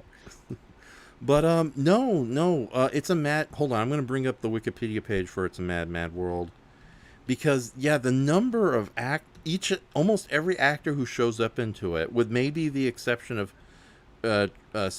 Tracy Spencer, although he's been in comedies himself. Joey Brown has a bit part in that, if I remember correctly. Even Buster Keaton briefly shows up as the unfunny owner of a boat. Buster Keaton's in Sunset Boulevard too. Yeah. So, but he's in a lot of things as just as a curious last-minute addition. He's in a Charlie Chaplin movie that I like. I like his sound movies better than his silent movies. Limelight. He's in that. But yeah, just like offhand, Spencer Tracy, Milton Berle, Sid Caesar, Buddy Hackett, Jonathan Winters, Mickey Rooney, Ethel Merman. Mickey Rooney. Yeah, and that's your main cast. Yeah, Phil Shivers, Terry Thomas. Yeah, Terry Thomas is great, and I love Terry Thomas's character in the movie. It's like, oh, you need help, good chap, and then he gets all angry at his American friend afterwards. It's like, the problem with the Three Stooges. Yes, the Three Stooges makes appearances. So Edith Adams is in it. Edie Adams. Yeah, Edie Adams. Sorry, I keep calling him Edith Adams. She was the wife of Ernie Kovacs, who was going to be in the movie before his untimely death, but thankfully they honored they honored the agreement enough to have Edie Adams in it, and she's actually They should have just had Ernie Kovacs in the Jimmy Durante role, shouldn't they? Oh my god! Like, would they like no?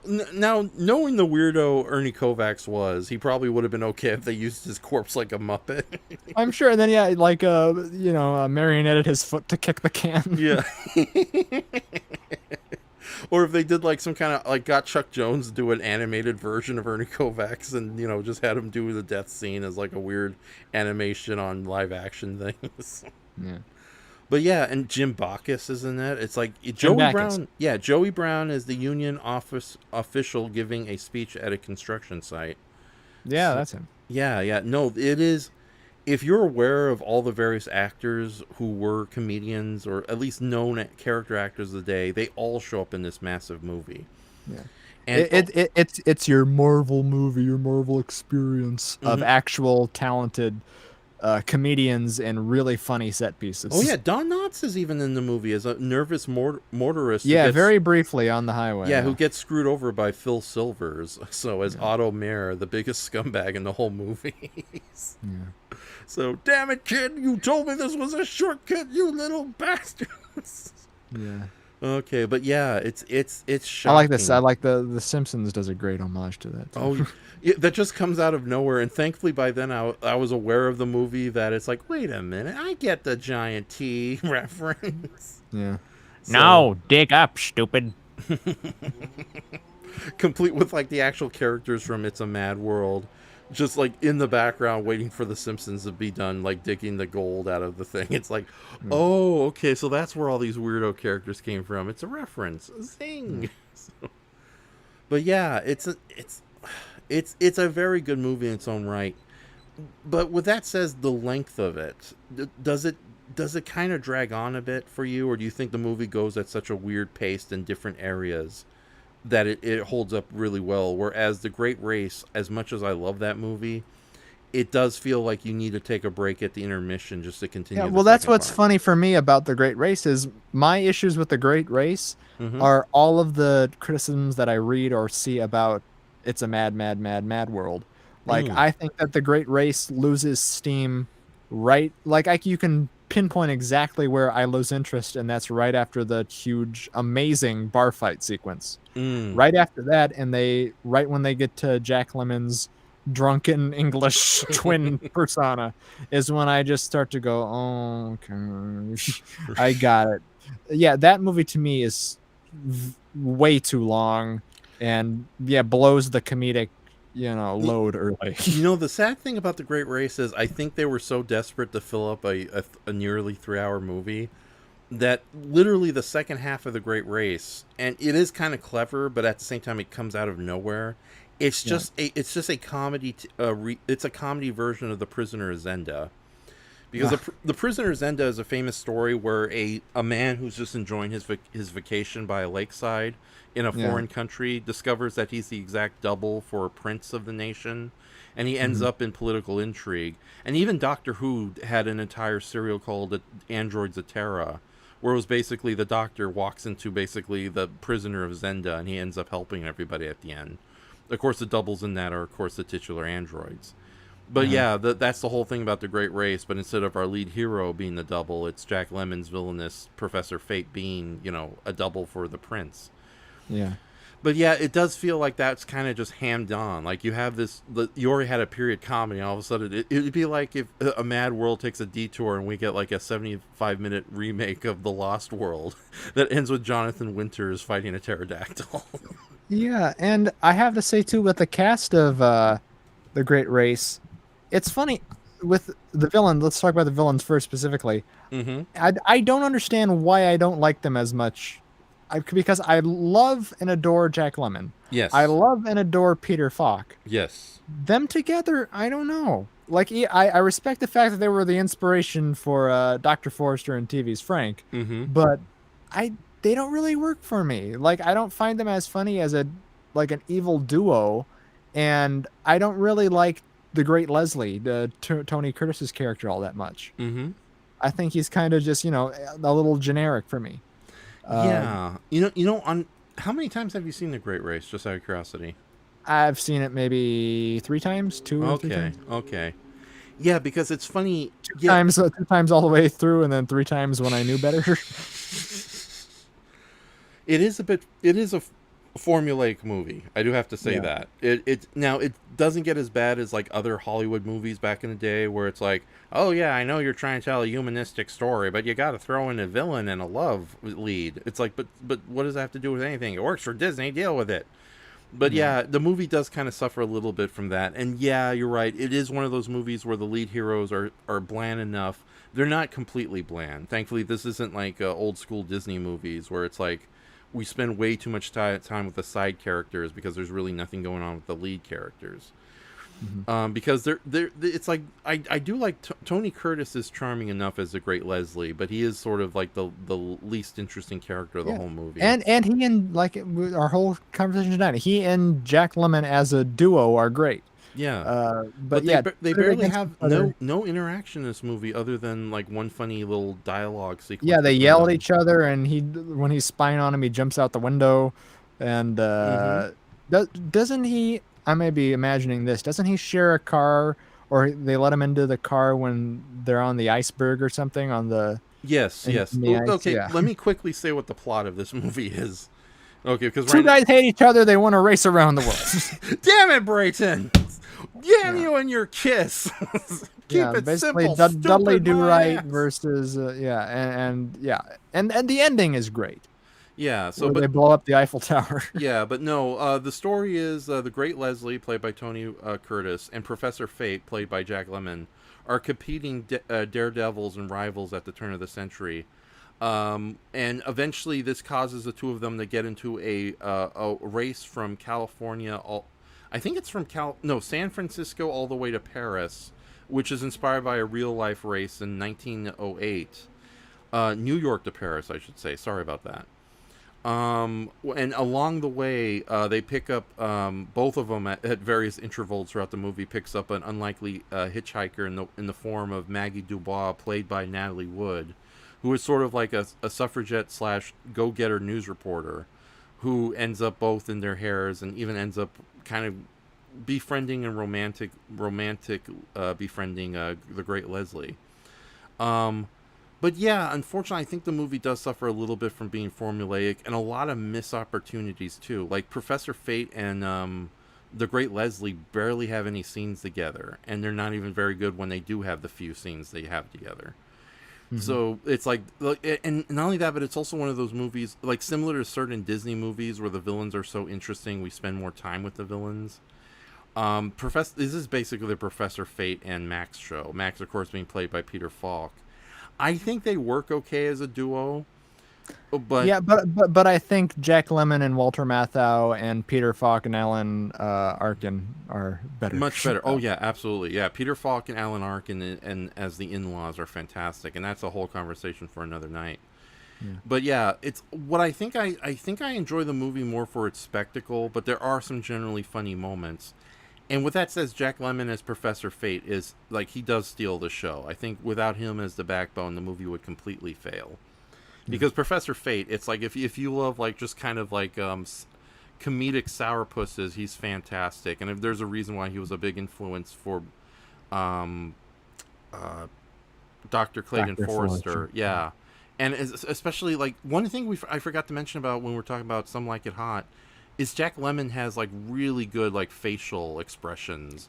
Oh yeah, he's a full body comic actor. Like every little moment he does and his voice inflections, he's phenomenal. Exactly, and was someone who could easily translate over to dramatic acting too. Yes. Like later in life, being in things like Missing and Glengarry Glen Ross. And there's an earlier role too I'm really fond of, him in The Day of Wine and Roses, which is a Stanley Kramer movie. That he's terrific in. So yeah, he can do pretty much anything. Like Cary Grant, he can flop between two genres. Yeah, but as like almost like the second only to Hans Conried as Dr. T. Williker, he's great as this kind of cartoonish, stereotypical villain, but a funny one who fumbles his way to victory. And there's some really hilarious scenes. Like there's I don't know if it's an improv or if it was in the script, but there's a scene where he's like talking to a fellow conspirator when he takes over the role of the prince of this small nation, where it's like, yes, everything is working towards my plan. You just stick with it. And then he suddenly, like, a pug dog suddenly comes up on the bed with him, and he just turns to the pug dog and looks at him, and he just says, like, in a very straight voice, "I hate you." And it's like I love that. I love like little character beats and details like that. So, and to an adorable 1960s pug at that too. So I Laura, if Dirty McCruption ever met Shiza, it's like, I hate you, little guy. And you would put him in a cage. Yes, I'll put you in a cage. So, but yeah, no, for the most part though, the movie is really just a naked excuse for our heroes to travel through different locations, and they are gorgeously filmed locations. The movie was directed by Blake Edwards, who basically made his whole career at big, adventurous comedies. Even movies that weren't like globe spanning, like What's Up, Doc, still had like he didn't do What's Up, Doc. Oh, damn it! That's Peter Bogdanovich. Okay, then what he did do one with Barbara. Peter Bogdanovich. What's Up, Doc is a wonderful movie though. Blake Edwards did he made his name with the Pink Panther thing. Oh yeah, but absolutely. He also did Victor Victoria, which is kind of similar to Some Like It Hot, as a great comedy. Yeah, Breakfast at Tiffany's. He did Breakfast at Tiffany's, which is not so much that's more of a melodrama than a comedy. Okay. Yeah, he's a legend in his own time. Yes. So sadly his last movie was Son of the Pink Panther, but he tried. All right, but with that said, yeah, the movie is sort of a naked excuse, and whereas it's a mad world, you can make the argument that every little bit works together as a whole. They're almost like, yeah, it's a long movie, but it doesn't feel like a waste. With The Great Race, though, there's some scenes where you wonder, did we really need this sequence, or did you secure this location for the day and you had $1 billion you needed to blow? But no, I want to correct myself. I just looked it up. Blake Edwards directed Day of Wine and Roses, not Stanley Kramer. So really? I'll give him credit for that too. Okay. Yeah, it seems like such a Stanley Kramer type of movie. Yeah, but no. Dr. Fate definitely steals the movie, and I think Max as Peter Falk as Max's sidekick. I think he does work pretty well, and they do have some pretty funny moments where it's almost like they're in like a disgruntled domestic situation together, especially scene where they're preparing for dinner, and Professor Fate, who recently had a horrible accident, his thumbs are covered in heavy bandages, and he's desperately trying to eat his food. And Peter Falk very nonchalant goes like, "You want me to help you feed you?" And then and like Professor Fate just gives him like the longest disgusted look, and he just goes back, "Okay, fine." So there are like little moments like that works great. But other than that, though, I think The Great Race does suffer from maybe being a little too long. But it does have some, like you said, the bar fight sequence, I think, is a highlight of the movie. Yeah. And the pie fight is the most famous. Yes, the pie fight is probably like the thing the movie is most famous for, is that, and it is like, pie fights aren't really that funny, but it is like my late friend Mark Tucker, who introduced me to the movie, he definitely said like, there's a reason why this is considered the most epic pie fight in history. And it's like, oh, yeah, right, I didn't believe it. And it's like, oh, they're throwing all the pies. Yeah, only ever to be topped by the Doctor Strangelove pie fight, which we never got to see. Exactly, so. Which, you see, I saw you linked in the chat thing. Were we going to talk about that? Because I'd love to, or what was that about? No. It's just currently Doctor Strangelove is free on YouTube and Tubi, and I just wanted to share it to people who never seen it. I think Goji Shea himself, somebody in the chat, I don't know if it was Doomzilla or Goji Shea, said they wanted to see Doctor Strangelove. Oh my God! Well, that's another one. If you haven't seen Doctor Strangelove, please, dear God, do yourself the favor. Yeah, it's one of the best dark comedies ever that doesn't skip out on the darkness or the comedy, because then watch Failsafe immediately after and be depressed, or laugh harder if you're a sick bastard. Yeah. So you see the humor in things. Yeah. Another thing though, like it's funny. As much as I like The Great Race, I do. Oh, hold on. Okay. Raph imploded.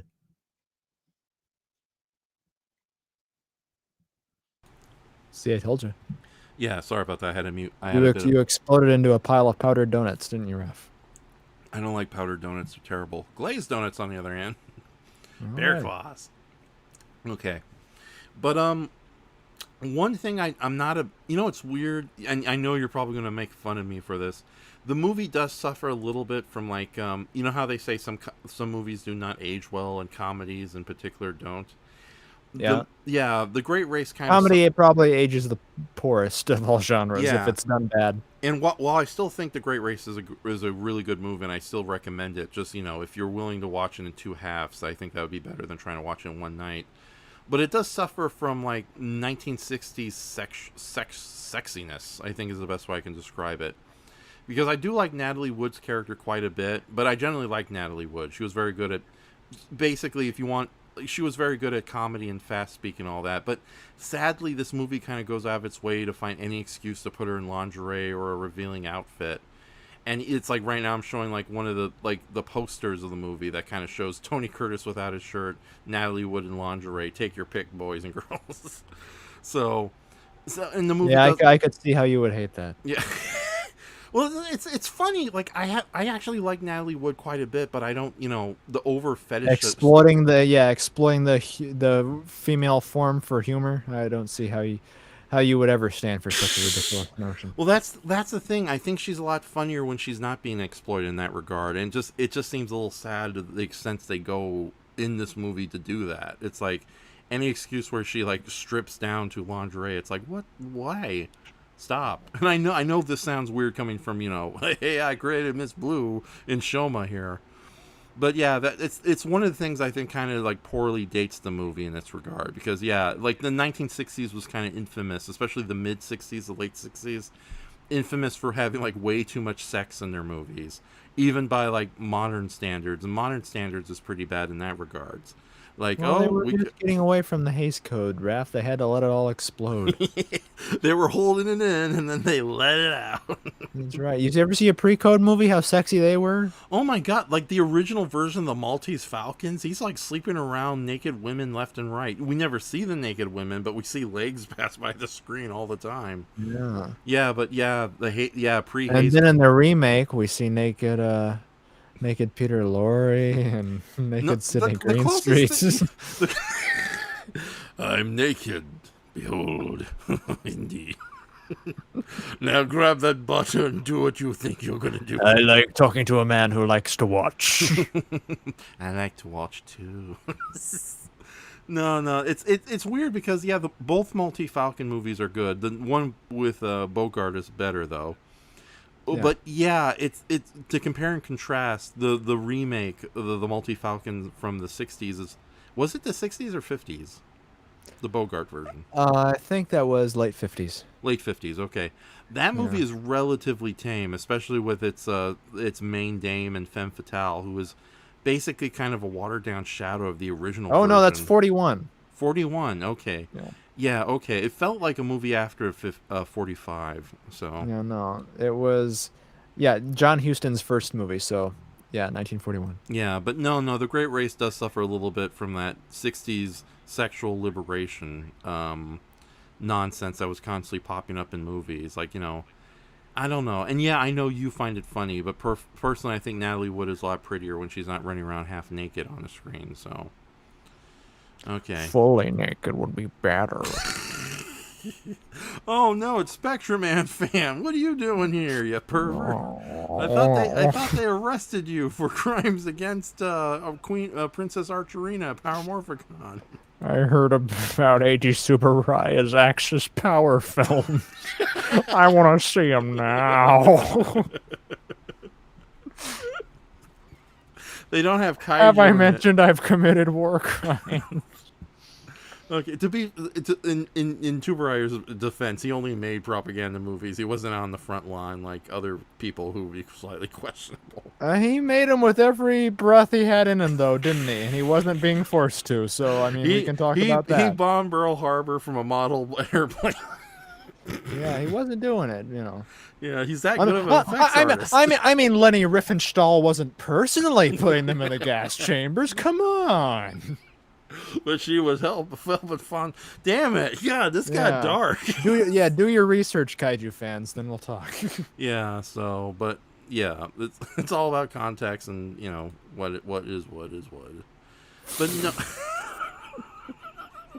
you can. That's what his defense too was when he couldn't get a fucking job after the war was over. It was what it was. What it was. You can quote me on that one. So.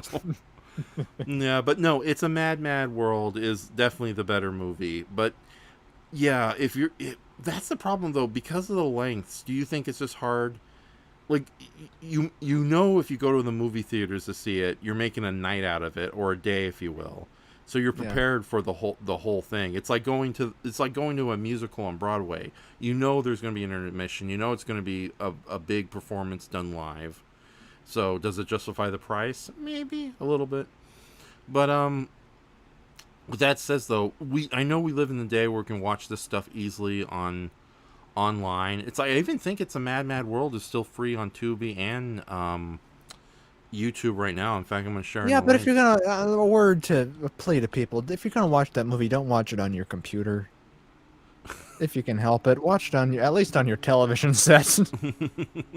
Yeah, trying to watch kind of like watching Spartacus on your smartphone. At that point, why bother? Yeah, that is why watch movies on your fucking phone? Yeah. Why? Yeah, you have to understand too about movies back then too. Movies were bigger, and screens though were bigger too. Mm-hmm. Now a lot of movie theaters have smaller screens to accommodate, getting more butts and business. Seats. Yeah, butts and seats, and getting more businesses, more theaters in the multiplex, in the AMC chain. That's what sucks is every movie theater now is. I think AMC has the monopoly. Everything, it feels like you're going to a fast food restaurant. You see bored people shuffling in and bored people shuffling out. I'm not convinced people even go to the movies anymore, though, post-COVID. That's the sad state of affairs. Mm-hmm. Like, if it's not, literally, at this point, if it's not a Marvel movie, do people go out to the theaters to see any new movies? Apparently no one's going to the movie theaters. And it's like, what is it? Top Gun Maverick, which was the #1 movie of this year. It hasn't made the 1 billion mark. Well, no. So it's not a passable win? To quote Enshohma. Well, let's check. As long as it makes 400 million, I think. I did a cursory just to, see my curiosity was interested. I went on IMDb and someone made a list of the top grossing film of every single year from the 2010s on, and it literally is depressing. Each and every single one of them are either a Marvel movie or a franchise sequel. It's comedies don't draw people anymore. All the comedies are on Netflix. I am interested to see, because it's not a straight comedy, but it's one of my favorites of the last couple of years. Knives Out has a sequel. The trailer came out for Glass Onion, a Knives Out story. Unfortunately, coming to Netflix, I think there's a limited theater release, maybe.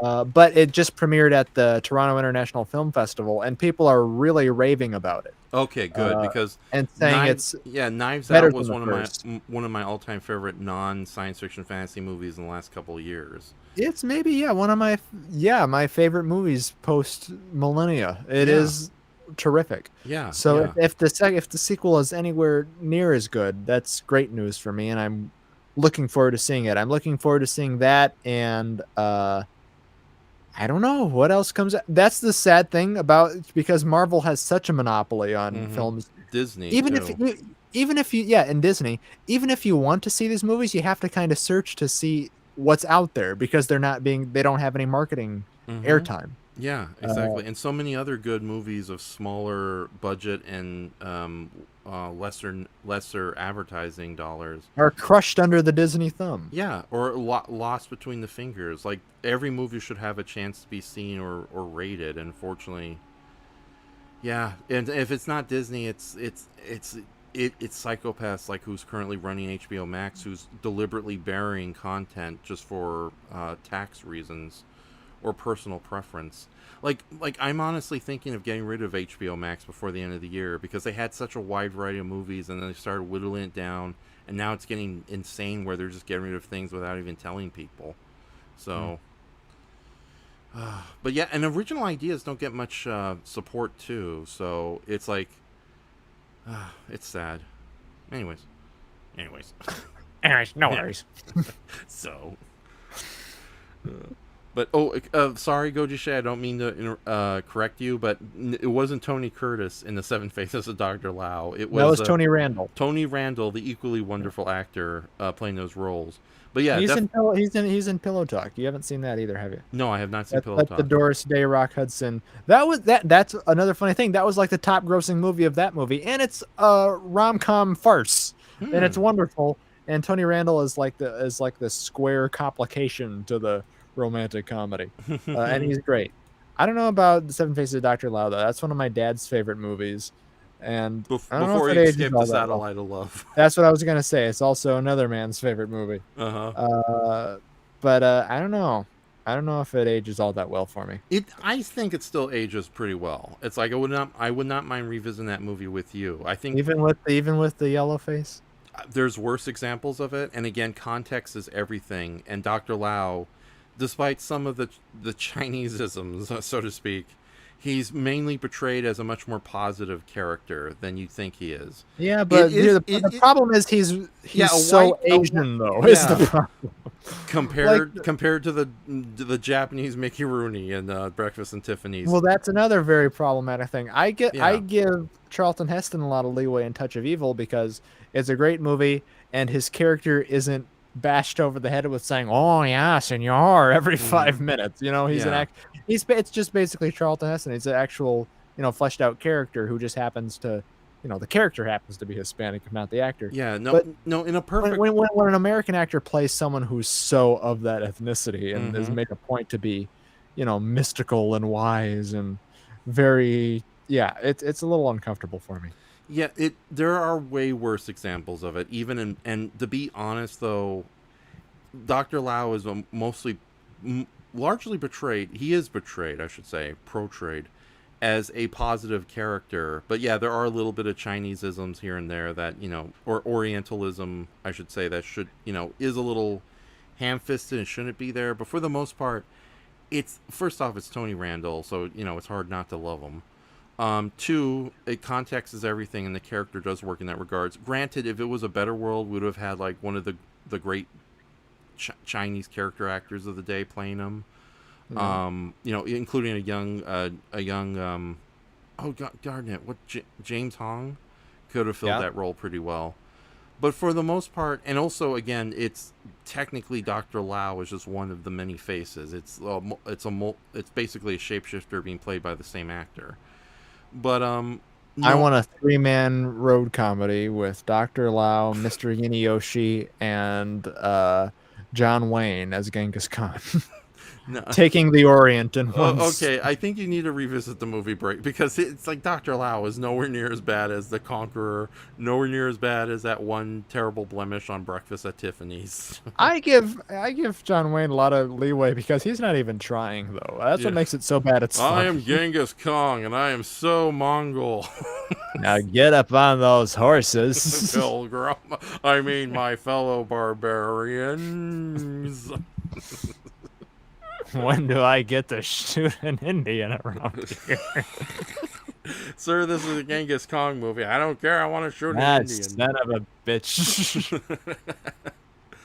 But yeah, context is everything. I think Dr. Lao is a much better movie than people give it. Oh yeah, a Gojishe. Mako Wamatsu would have been fantastic as Dr. Lao. Though granted, they probably have to get other actors to play the different other aspects of the character. But no, Dr. Lao is still a good movie, in my opinion. All right. So, but yeah, God, where were we? Oh yeah, Doomzilla says I still watch movies in theaters. It's really getting sick and tired of so many streaming services. Either I'm forced to pay money for a service that might not have it, or other crap they pull. Tell me about it, Doomzilla. I'm not going to go into a rant, but it's like when I house sit for Mark earlier this year. They recommended to watch Paramount Plus, but other than the Star Trek shows, their movie selection sucked. Everything you can find free on Tubi, you can find on Paramount Plus. So that's how bad it is. Okay. And I think that's yeah. Goji Shea says, if I was alive back then, I would have had a huge crush on Natalie Wood. She was one gorgeous woman. She is, but I think she's a lot better when we see the more, like, comedic, down-to-earth, funny side of her than, it's like... That's the funny thing about Natalie Wood movies. Like, one moment she can be doing very sophisticated, funny character comedy. Next moment, rip lingerie. Yeah. And you could have it doesn't have to be back then. You can have a crush on her right now. You can have a crush on dead people. That's fine. Yeah, it's like, I have plenty. Yeah, it's like we don't have a time machine, but you can still admire their good looks. Yeah, it's forever. It's eternal on the screen. Exactly. I have a man crush on Henry Shelva. So Shelva. I keep getting his last name Silva? wrong. Yeah, the is it bullshit Henry or not Silva. guy? Yeah, yes, Henry Silva. So I love not Henry Shalava. Yes. Okay, so everyone loves Hans Conried, so not as more than most. Yes, not as a sexual conquest, just as a cool dude we'd like to hang out with. Yeah, I don't know. So Hans Conried and Terry Thomas between the sheets. Is this what you call spooning? And Paul Lind watches on. Oh my goodness. This is way less sexier than I imagined. Bye, birdie. Speak for yourself. Blasted. That's what he says when he orgasms. Smee! Coming, sir. This is a good stream. I'm so glad. It's like, and yeah, now we've peaked. Yes, now we've peaked. Hey, we climaxed. Huzzah!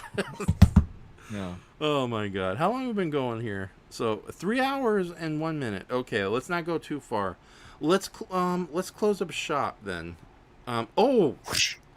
Closing up the 7 Faces of Dr. Law Magic Shop wrap.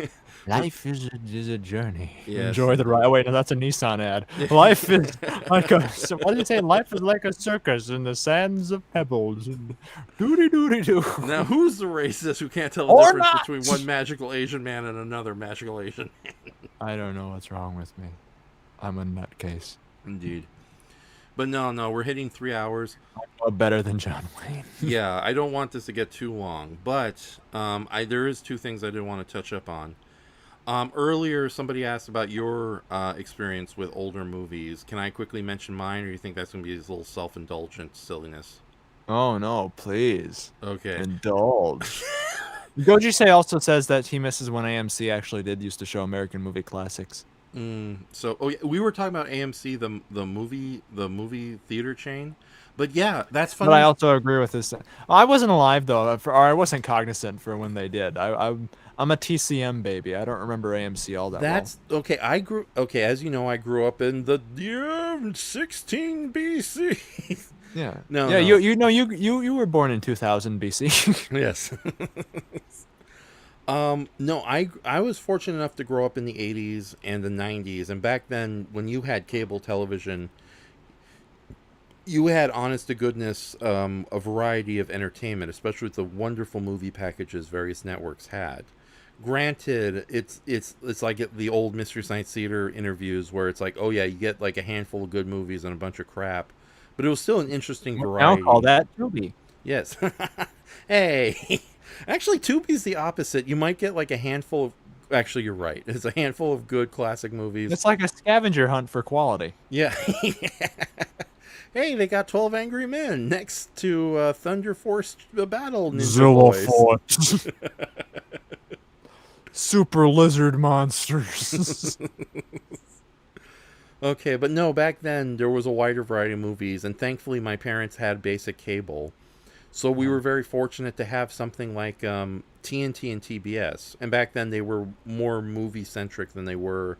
Whereas today it's a miracle if they show any movie that isn't like something from the late 90s or early 2000s.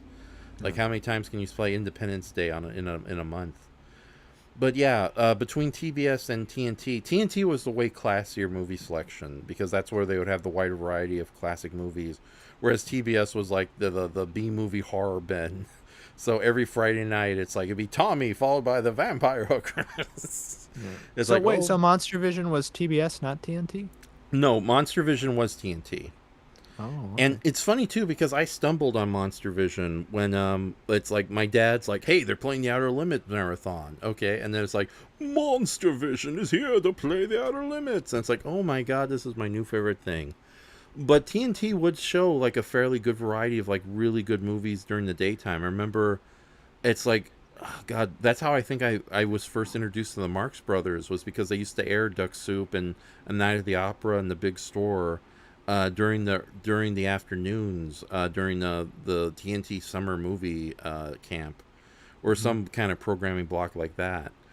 And TBS, they had their own classic movies, but they were definitely sort of the if TNT were the A run movies, TBS was the B run movies. Those were like the weirder, more harder edge movies that you would never see on TNT, with some rare exceptions. But yeah, like Green Slime is considered a great movie and would show up on TNT all the time. Meanwhile, the Last Dinosaur would show up on TBS because it's a little lesser run movie. So, in addition to that, yeah, we had the original American Movie Classics, which was a basic cable television, basic cable channel, but it had no commercials, and it was very much like the old Turner Classic Movies. I don't know if we had Turner Classic Movies, because I think for a while itself was a premium channel, but eventually we did get Turner Classic Movies. yeah. And of all the old channels that used to show all these great variety of films, Turner Classic Movies is the last man standing. Because American Movie Classics, or AMC, they should just completely change their title completely, because they don't show any movies whatsoever other than maybe a Christmas special every once in a while. It's all original programming. It's not always good original programming.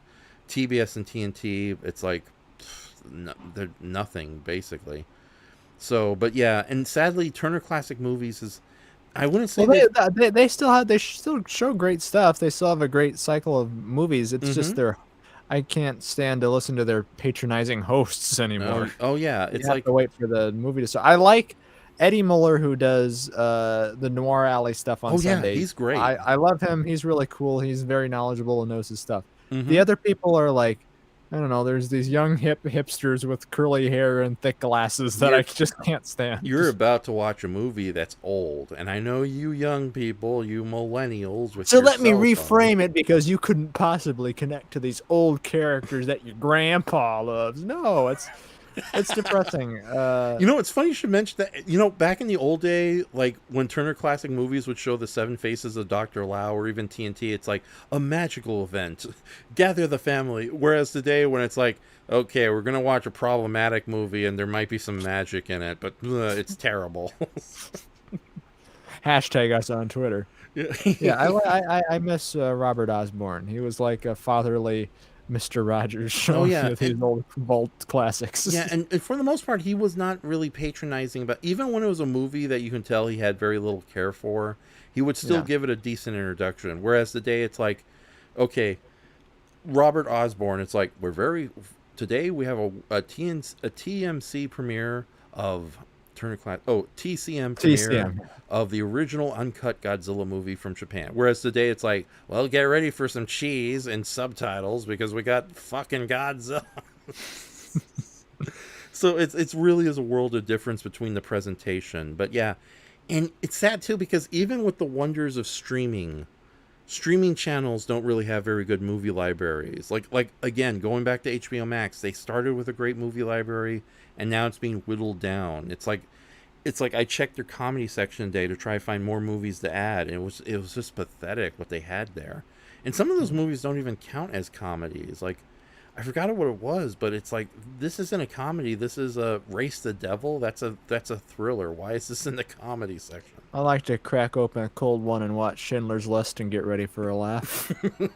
Right after I see Gamera 3, of course. Oh, of course, yeah, the two funniest movies ever made. Right, the pinnacle of, yeah. Yeah, but Beverly Hills Ninjas, I can't watch that movie. It reminds me too much of my traumatic past growing up as a fat Beverly ninja. Hills Ninja. Yes, and an overweight ninja at that. So. Aw, you were the Kung Fu Panda of your time. I wasn't that cool, man. I was somewhere between Kung Fu Panda and Sumo Hung. There was not me. Oh. Yeah, Sumo Hung is. I just got so burned with Hudson Hawk. I never returned to comedies on there. Yeah. Yeah. Ugh.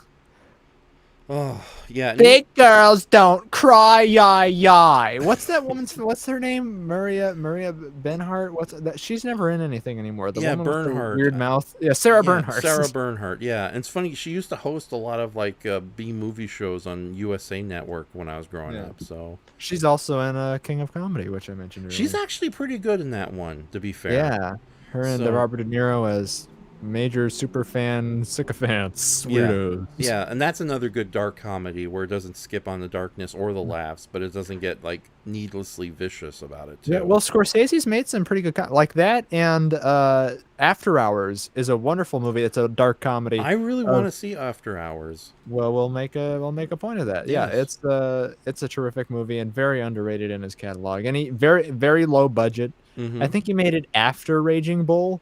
So it was like after this big high, he just did something that was really low key and nobody ever saw. But it's worth it. Okay. So. But anyway, HBO Max sucks. Streaming services are iffy. Yeah, the only thing I don't like about TCM anymore, and it's partly my fault, I guess, for being spoiled with immediate access to the uncut versions of this stuff. I just have a hard time watching movies with commercials. Though I think they've stopped on occasion playing commercials during their movies, which is nice. Yeah. You know, the funny thing, like, I don't mind commercials. Hold on. I grew up with commercials everywhere, but when the commercials are ridiculously intrusive or equally long, that's when it takes you out. That's one of the reasons when I got Sci-Fi Channel, I got so excited, but then it's like the commercial breaks are infamously long. It's like it's like they literally now they have bumper stops in the middle of the commercial break. It's like 5 more minutes before the show comes back. But yeah, it got to a point where like a 71 minute movie on Sci-Fi Channel could end up being a 2.5 presentation. But yeah, if the commercials are too long, then it becomes nightmarish. Like, I like how Tubi, when its commercial breaks show up, they at least tell you which is the last commercial break coming up. Whereas opposed to other streaming services where they just throw you in the deep end and it's like, here's the same commercial played 16 times.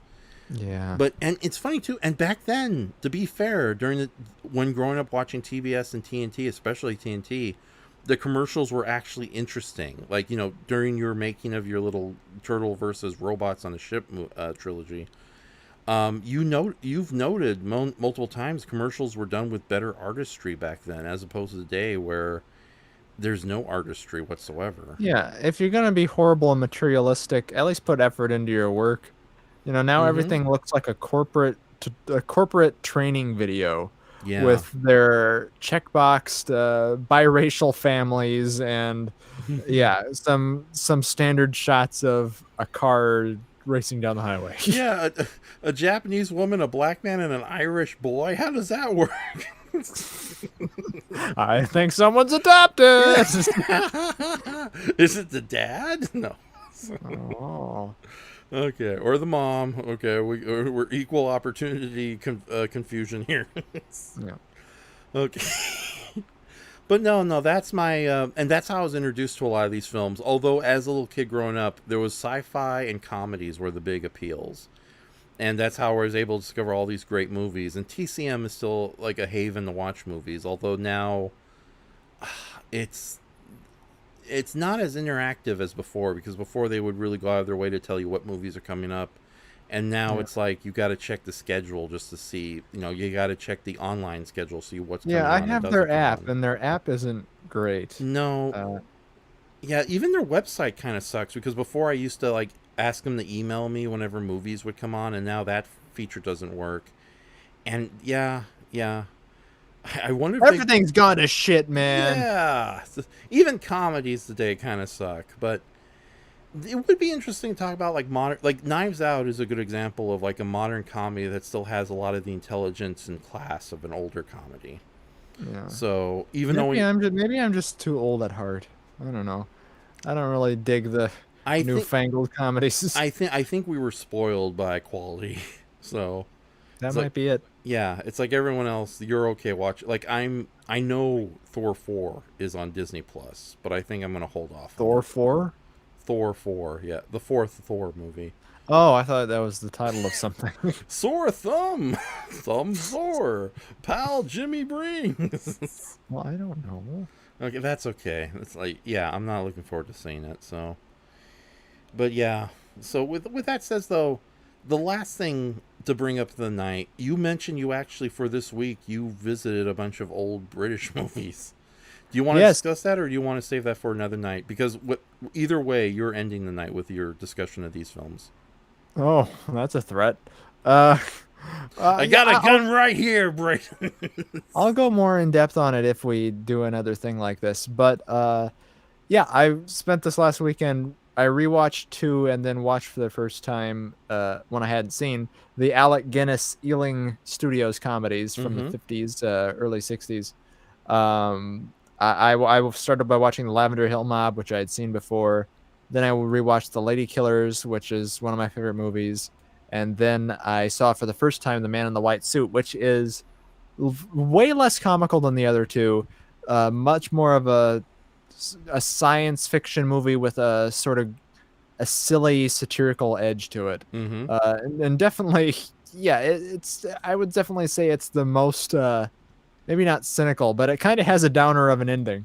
Really interesting. Yeah, I don't want to spoil it for you, but yeah, this guy gets invents this amazing suit that doesn't rip, doesn't stain, withstands everything, and he wants to sell it, but corporations want to block him from selling it because that disrupts the whole system, and they'll do anything in their power to stop him. And when I say anything in their power, I mean they're willing to resort to killing the guy. Yeah, and I think the only Ealing they don't kill him. I'll say that. But the only Ealing comedy I've seen was Kind Hearts and Clarinets. Well, that's another very dark one. But yes, that's another. I like that one a lot too. That's a little grimmer though with the murder. Oh yeah, especially all of the Alec Guinnesses. Yeah, especially they're these very sympathetic, nice characters and being killed off by the most terrifying straight man in comedy history. Yeah, I killed this old lady by pushing her off a balloon. Yeah, but they're a very interesting brand though, because when I say this, I don't mean to make it sound like why would I bother watching that then? They're not uproariously hilarious. They have a very soft like humor to it. Like it's a lot more wry than it is wacky and silly. To where you watch it with a smile. Like it's coziness. They're like a proper old-timey British coziness to the ones that I mentioned anyway. Less so Kind Hearts and Coronets, which is murder show. But I guess Ealing Studios is still around, though I haven't seen their recent films post the 20th century aren't talked about nearly as much or revered in the same way that the old stuff is. They made another movie that's not a comedy called Dead of Night, which is one of the first horror anthology movies that I can think of that has the famous to my knowledge, the first evil ventriloquist doll short story short segment. Yeah, that might actually be something nice to track down for that's a good thing to watch around the Halloween season.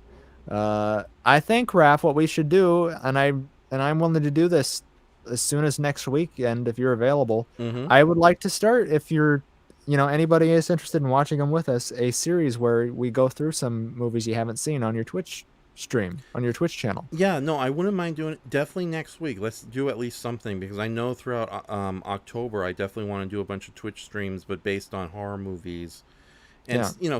but even that stuff we can visit together because you've seen a lot. Well, of cool... I've seen a lot of cool horror. For instance, the one I just mentioned. Yes. Uh, Yeah. yeah. So, and the man in the white suit is a movie I've been wanting to see in a long time. So, but Yeah, I watched it for the first time literally last night at midnight. mm-hmm. And yeah, it's very, very good. Okay. Alec Guinness is definitely, I think I've come to like him more for his other roles than even Obi-Wan Kenobi, because I have, nowadays anyway, I kind of have a love-hate relationship with Star Wars. Like, Mm-hmm.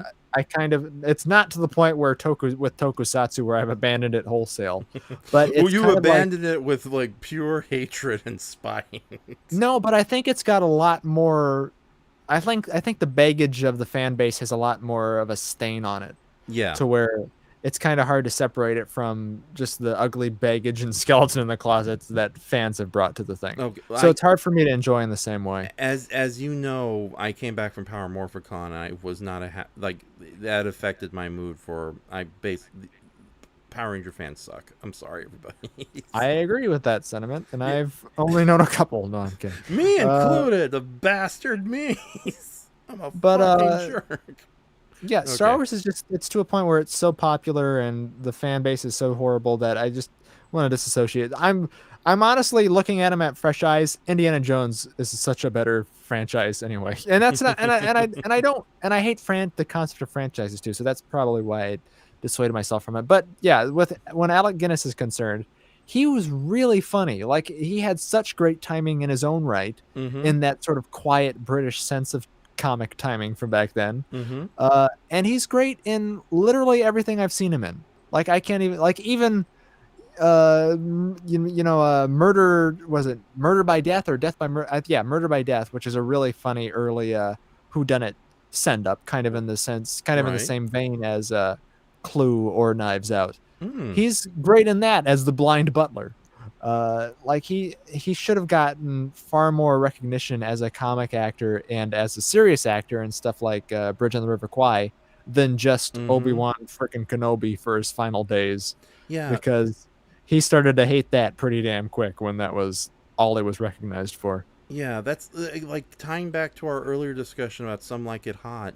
That movie is only known for, that's the one where the two guys dress up as a lady. It's a dude and another dude. Dude looks like a lady. Yeah, Yeah. I made the joke the one joke I didn't make while we were watching it, when Tony Curtis dresses as Shell. I made the joke of, I'm a dude disguised as a lady disguised playing another dude, or however the Tropic Thunder quote was. Right. Yeah.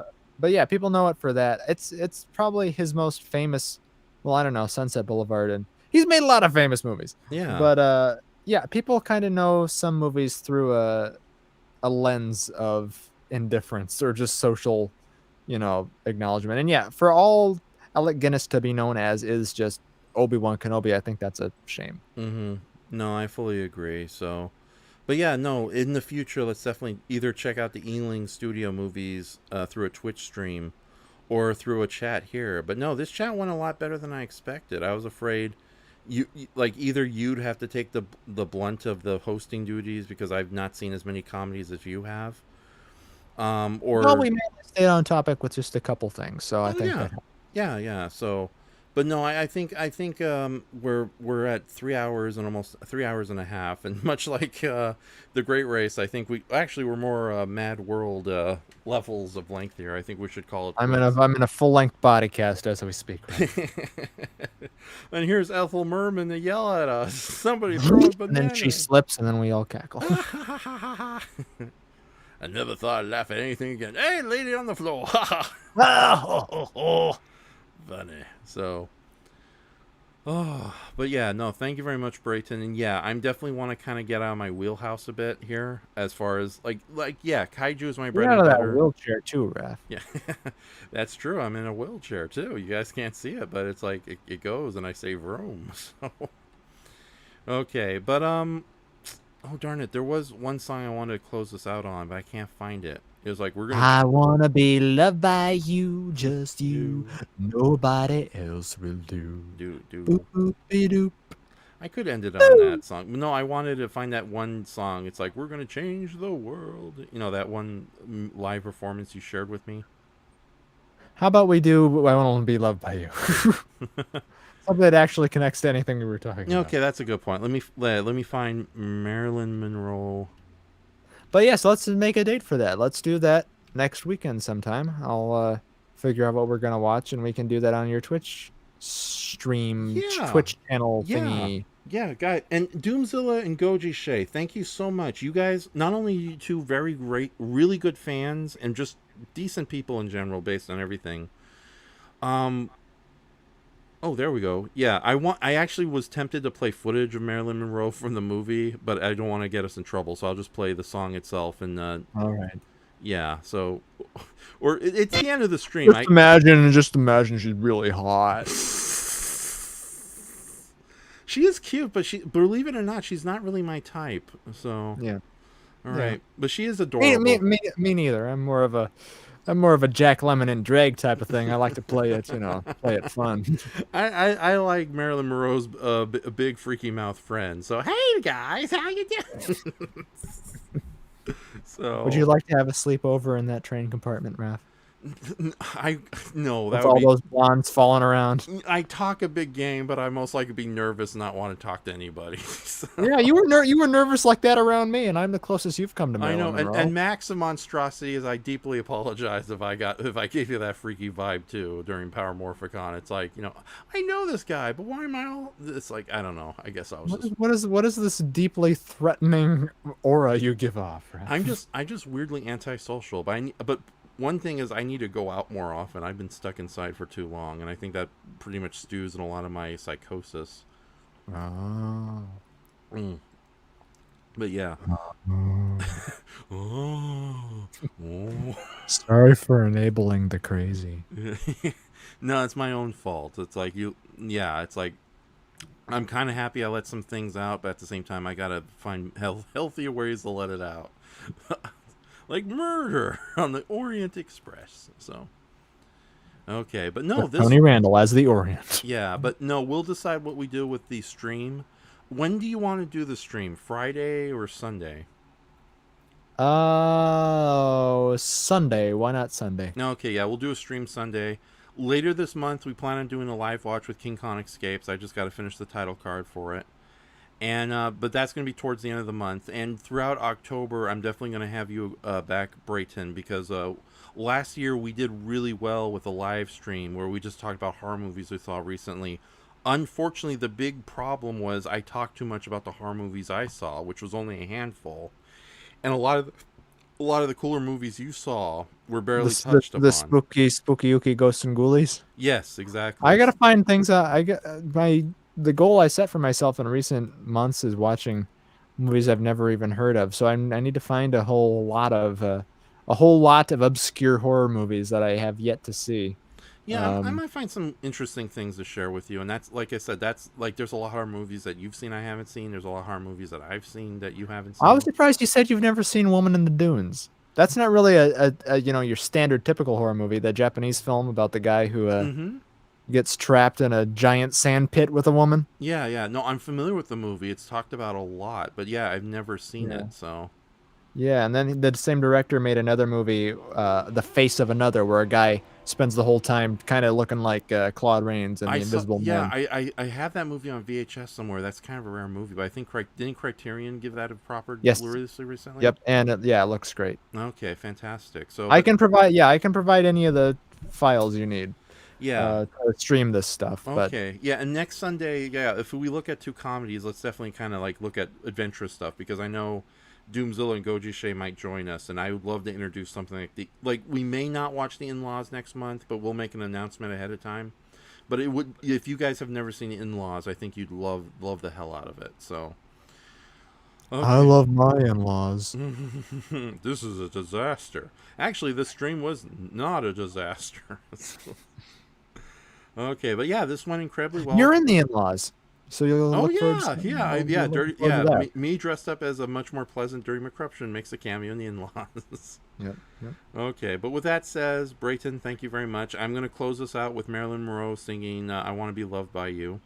This is, hold on. This seems to be from a record version, so it may not be directly from the movie itself. But It's straight from the film. Yeah, okay then. Yeah. Yeah. So, yeah, we're going to end it with, since it matches, because, yeah, originally I was going to try and find something else, but, yeah, this probably works a lot better. But Raph, there's something I must confess to you. Yes? I can never do another live stream. You know why? Why? Because I'm a nerd. That's okay. Nobody's perfect.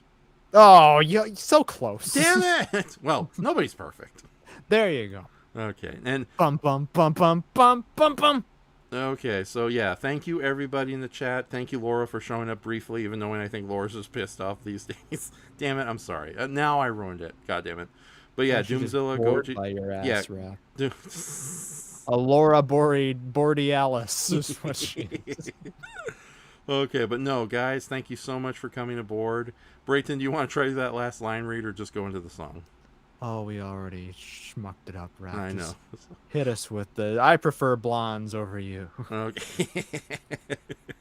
And ironically, you are one. So, okay, ladies and gentlemen, thank you so much. I'm going to mute ourselves and play the song. I'll be back in 3 minutes with you, Brayton, off camera.